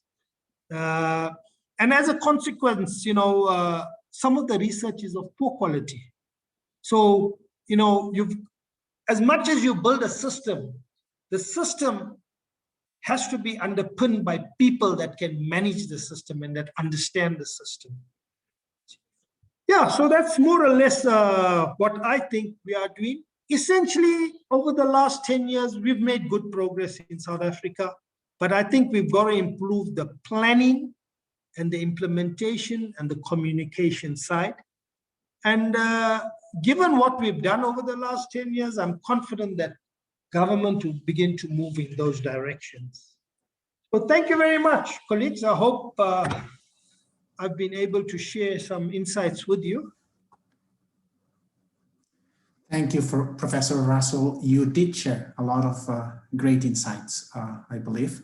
And thanks so much for your excellent presentation. So we do believe that the journey that South Africa has gone through in the last 10 years, as you described, to develop skills anticipation system is very relevant for our audience. And thanks for your advice to the audience on how to further strengthen or develop their own skills anticipation systems.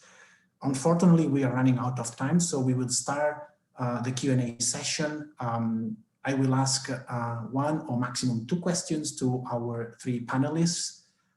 Due to time constraints, I have to say that we have combined the 2 sessions that we had in mind, a session where we pick questions from the audience, that you posted on the Q&A window, and then we combine those with the questions that also we had, all of us here in the region, representing as well the work that we are doing through the Skills for Prosperity program. So let me start with the first question for Professor Hogarth. And the question, in fact, there are 2 questions, if you don't mind. And how do we encourage more industries to invest or provide resources for skills training with the view to fulfill the demand of skills? And the second question, which may be connected, were the sectoral skills council mechanisms helpful to facilitate industry to do so? I would appreciate to all panelists if you can be short when responding to our questions. Thank you. The first question, I think the way to persuade industry, to persuade employers to invest in more training, more skills development is, first of all, I think you need the information which demonstrates that there are returns to certain types of investment in training. So you need that information resource. But I think what is critically important is how you communicate that information. And you can have labor market researchers such as myself demonstrating that there are great returns from studying physics or whatever. But that message carries so much more weight if it's employers talking to employers. So I think that's a critical element of any communication strategy.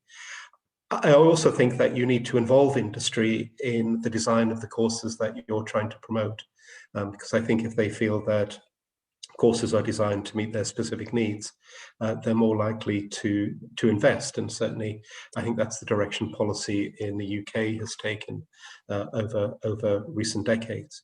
With regard to industry bodies, sector skills councils, in the UK, they were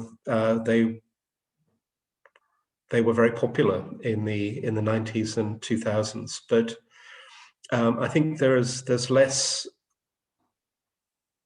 importance possibly attached to them today. Or rather, to put it another way, we had a lot of sector skills councils which were publicly funded and licensed through the Sector Skills Development Agency and then UK Commission for Skills, 2 organisations which no longer exist. And I think whilst public funding was taken away, some have survived. There are currently 18 sector skills councils or sector skills bodies. Those that have survived have been able to satisfy a demand for their services, whereas many others have disappeared because they weren't necessarily satisfying the demand for the market. But in the UK, I think we've seen a great deal of institutional change, and institutions change as the policies change. And I think it's important. That's an important feature of the UK system. But that's my understanding of what's gone on with sector skills councils. Thank you. Thank you very much, Professor Hogarth. Now we have a question for Professor Rasool. And the question is, how do South Africa tracks the actual implementation of producing supply of skills to fulfill the anticipated demand for those 1,500 plus occupations? And you touched on it a bit on your presentation, but the audience is wondering, how do South Africa tracks the actual implementation of producing or supplying those skills to fulfill the anticipated demand for that large number of occupations? Over to you, Professor Rasool. Okay, I think we had just one report, which was known as the Occupations in High Demand report. And it was not fulfilling the needs of different constituencies. For example, the Department of Home Affairs that was involved in work permitting of foreigners needed another set of criteria. TVET colleges needed another, and so on. So what we have done is that in South Africa, we've come out with a whole series of different types of reports and studies that address different segments or constituencies or different labor market actors. So, for example, we come up with a report that deals just with sector priority occupations, and there are other reports that deal with national occupations that are in high demand, and so on. So, so you can draw on different reports, and where there is a great deal of similarity or commonality in the findings, then it makes a stronger case that these are occupations and these are training programs where significant investments have to be made. Thank you, Professor Rasool. Let me ask a subsequent question. I'm trying to be sure, apologize, because we are running out of time. The webinar is ending at 5 p.m. Bangkok time. We will take 5 more minutes or 10 more minutes if the audience is willing to stay with us. And now the question is for my colleague, Olga. And Olga, how long generally does skills anticipation take? And do you have any advice on how to conduct focus quickly?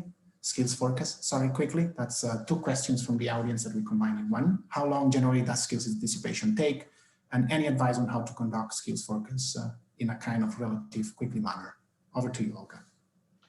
Well, the length of the implementation of skill needs exercises depends on the type of the exercise, obviously. So you have some exercises that may be very demanding in terms of time, and they will require also the whole range of necessary ingredients in data and availability of expertise and also combination of different stakeholders. So if you would like to develop, for example, a new system of model-based forecasting, I think you have to count with at least 2 years for the development of the kind of demo version. But you can go ahead with something fairly quickly, like if qualitative foresight, sectoral foresight, for instance, or something like an ILO study approach may take between 2 months and half a year. You can go with the rapid approach, which is for 2 months. Rapid skill needs assessment, which we implemented in the framework of the COVID-19. This is really designed for a couple of months only, so it's quite quick.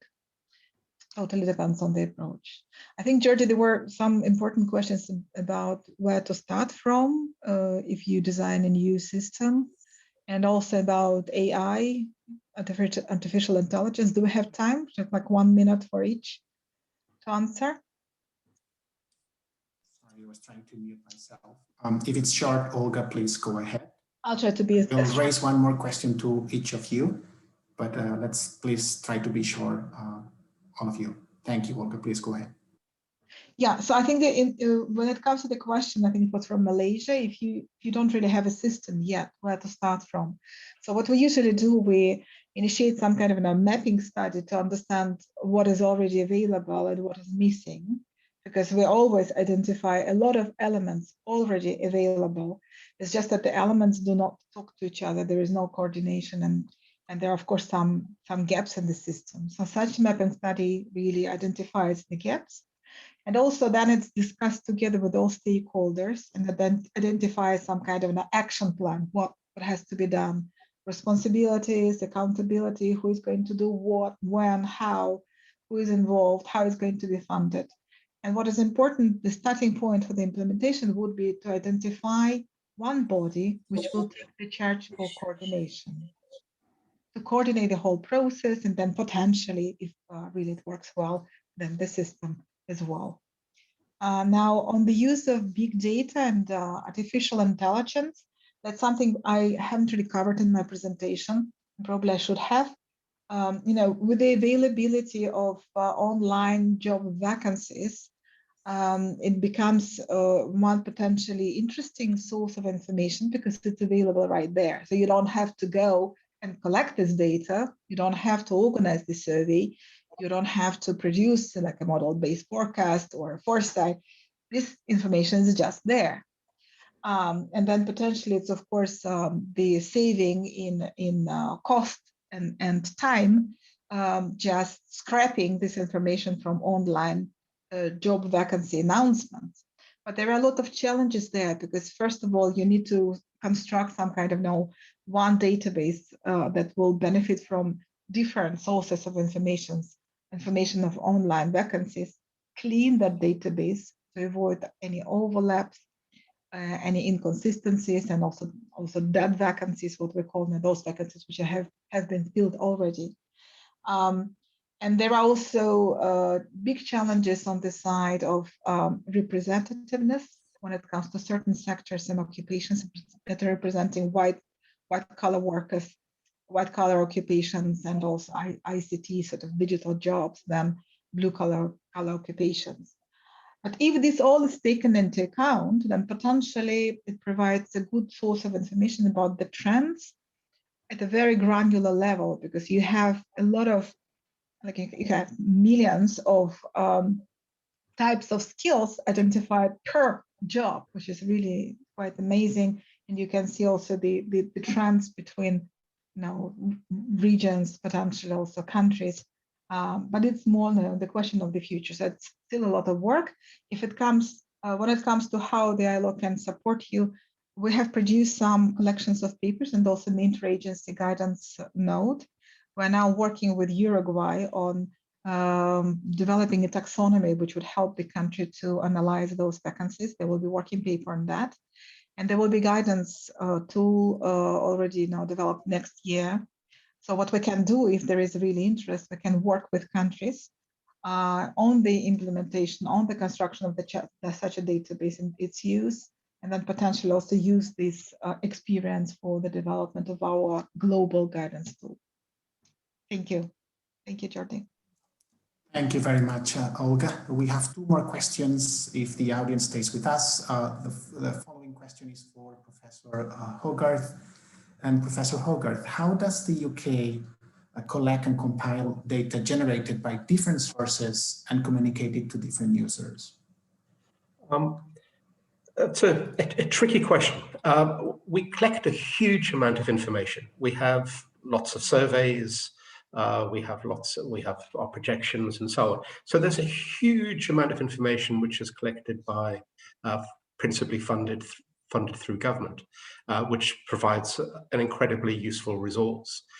But the big issue is, how do you communicate that? How do you ensure that people are acting upon that? How people are acting upon that information?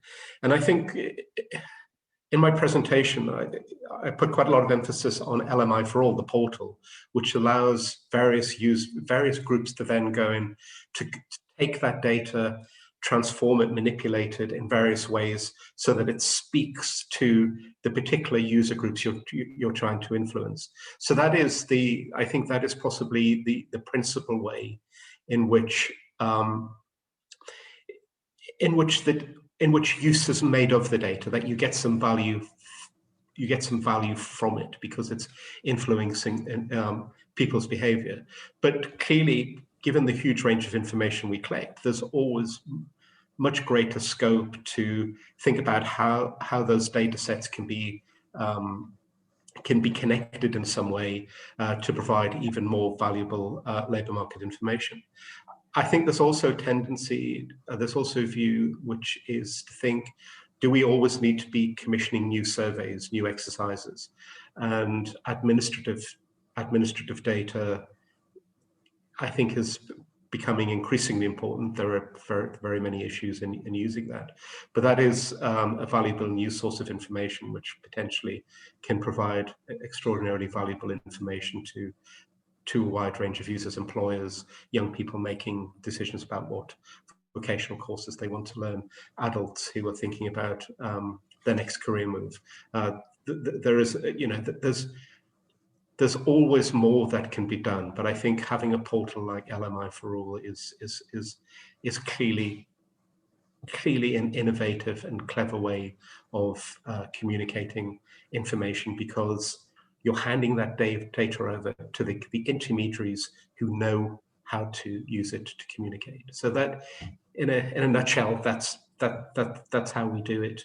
I dare say there's lots more we could do, but that is the principal way in which we communicate information. Thank you, Professor Hogarth. So that's very, very helpful. Our final question for Professor Rasool.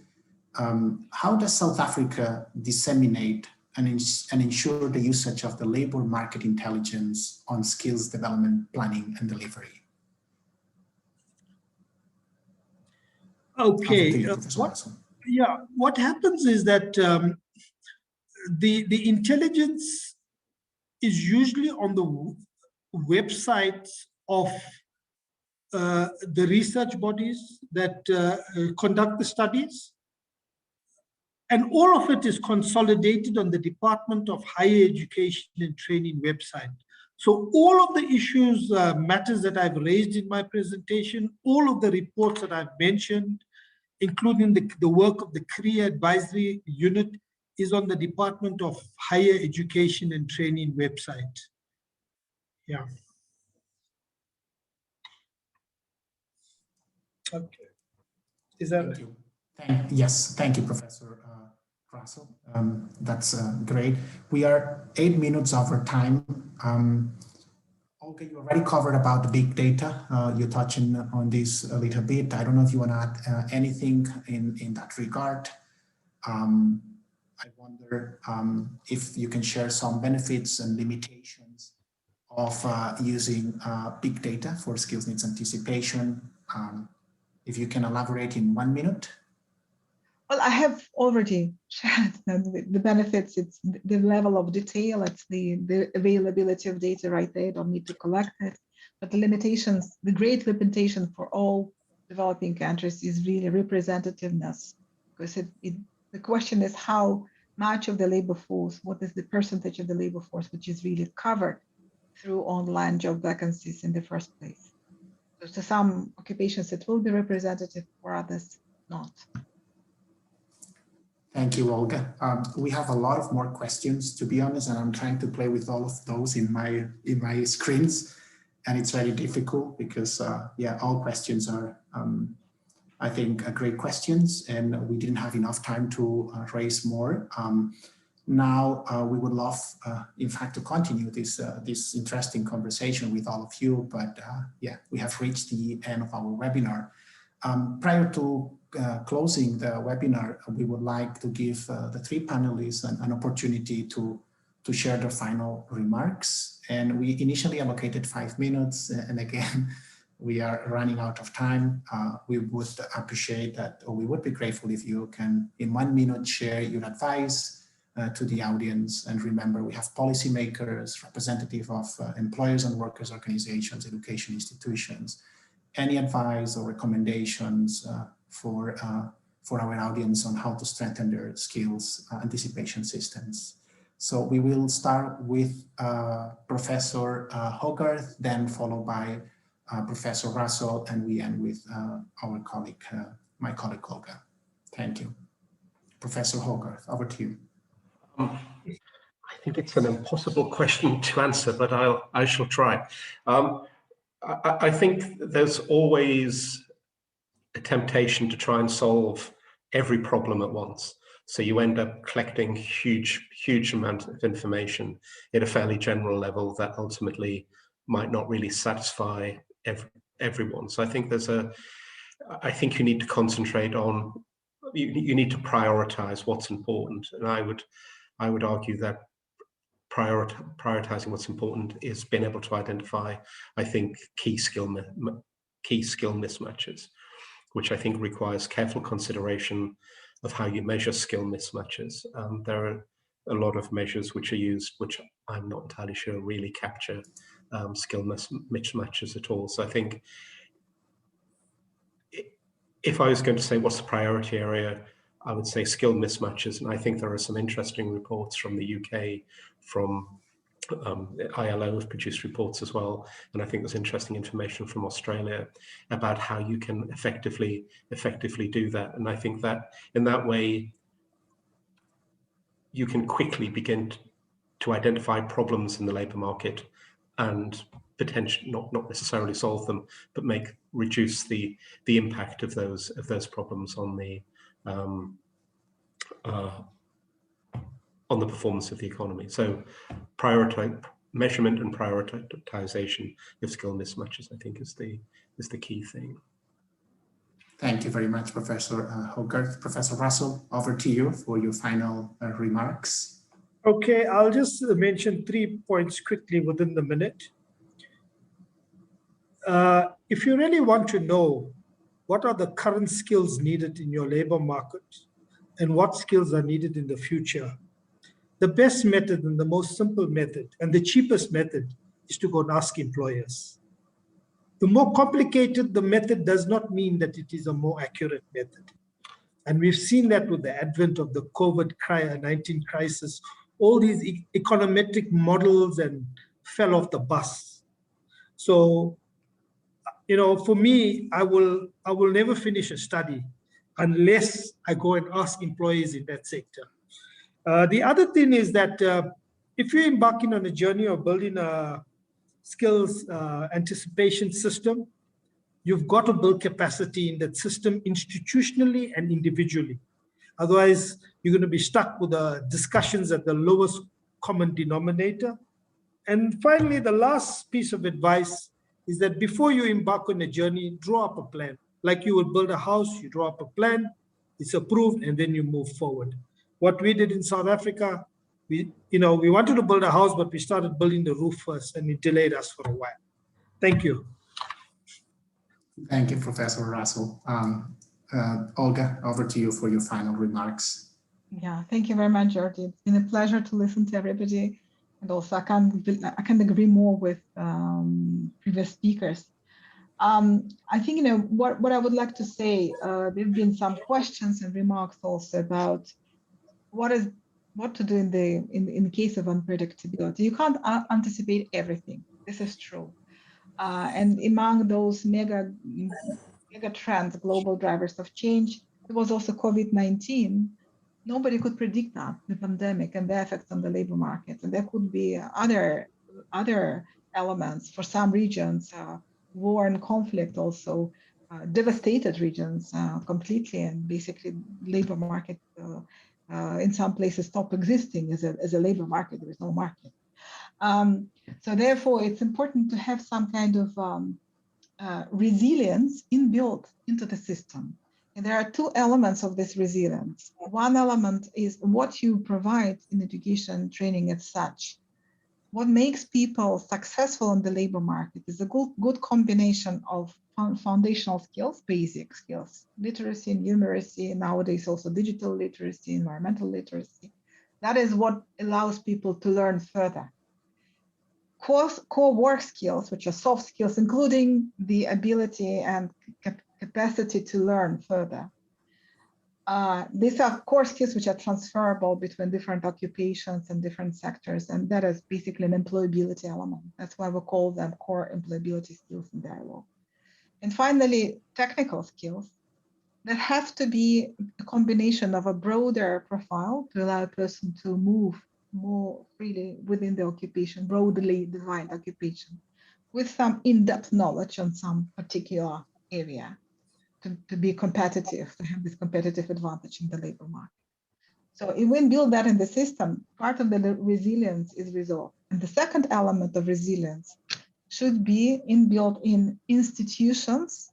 So if you have institutions that are capable of communicating quickly when the problem comes, if you already have a platform at sectoral level,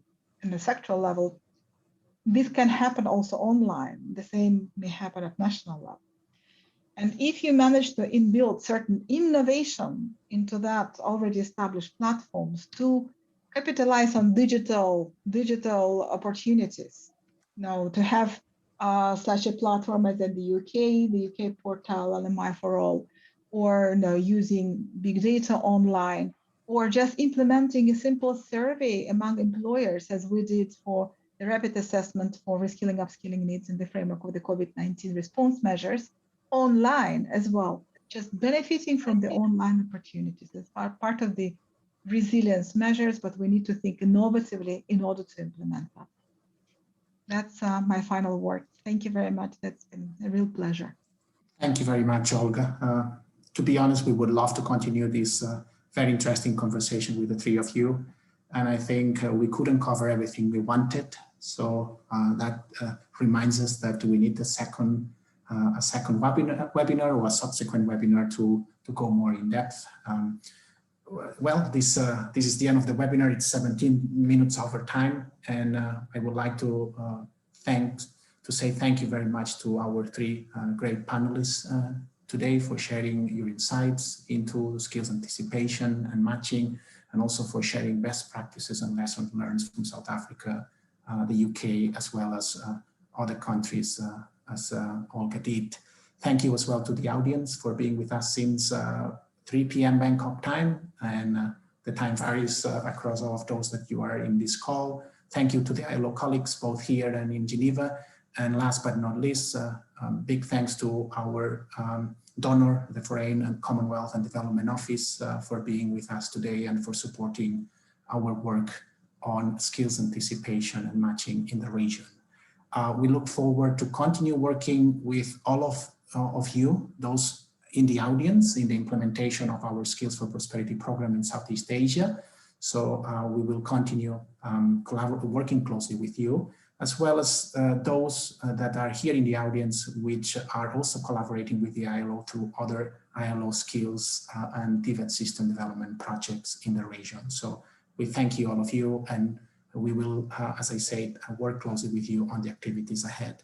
A final note, we will continue organizing webinars such as the one that we had today to share knowledge and best practices on how we together, all public bodies, representatives of workers and employers, education institutions, and other social partners, we can strengthen the skill and TVET system in the region. We will continue looking at examples such as South Africa, the United Kingdom, etc., to try to benchmark those system approaches and systems, as well as the lessons learned. I would like to thank you all once again, and I hope to see you very, very soon. So thanks for your patience being with us 2 hours and 20 minutes. Thank you very much to all of you.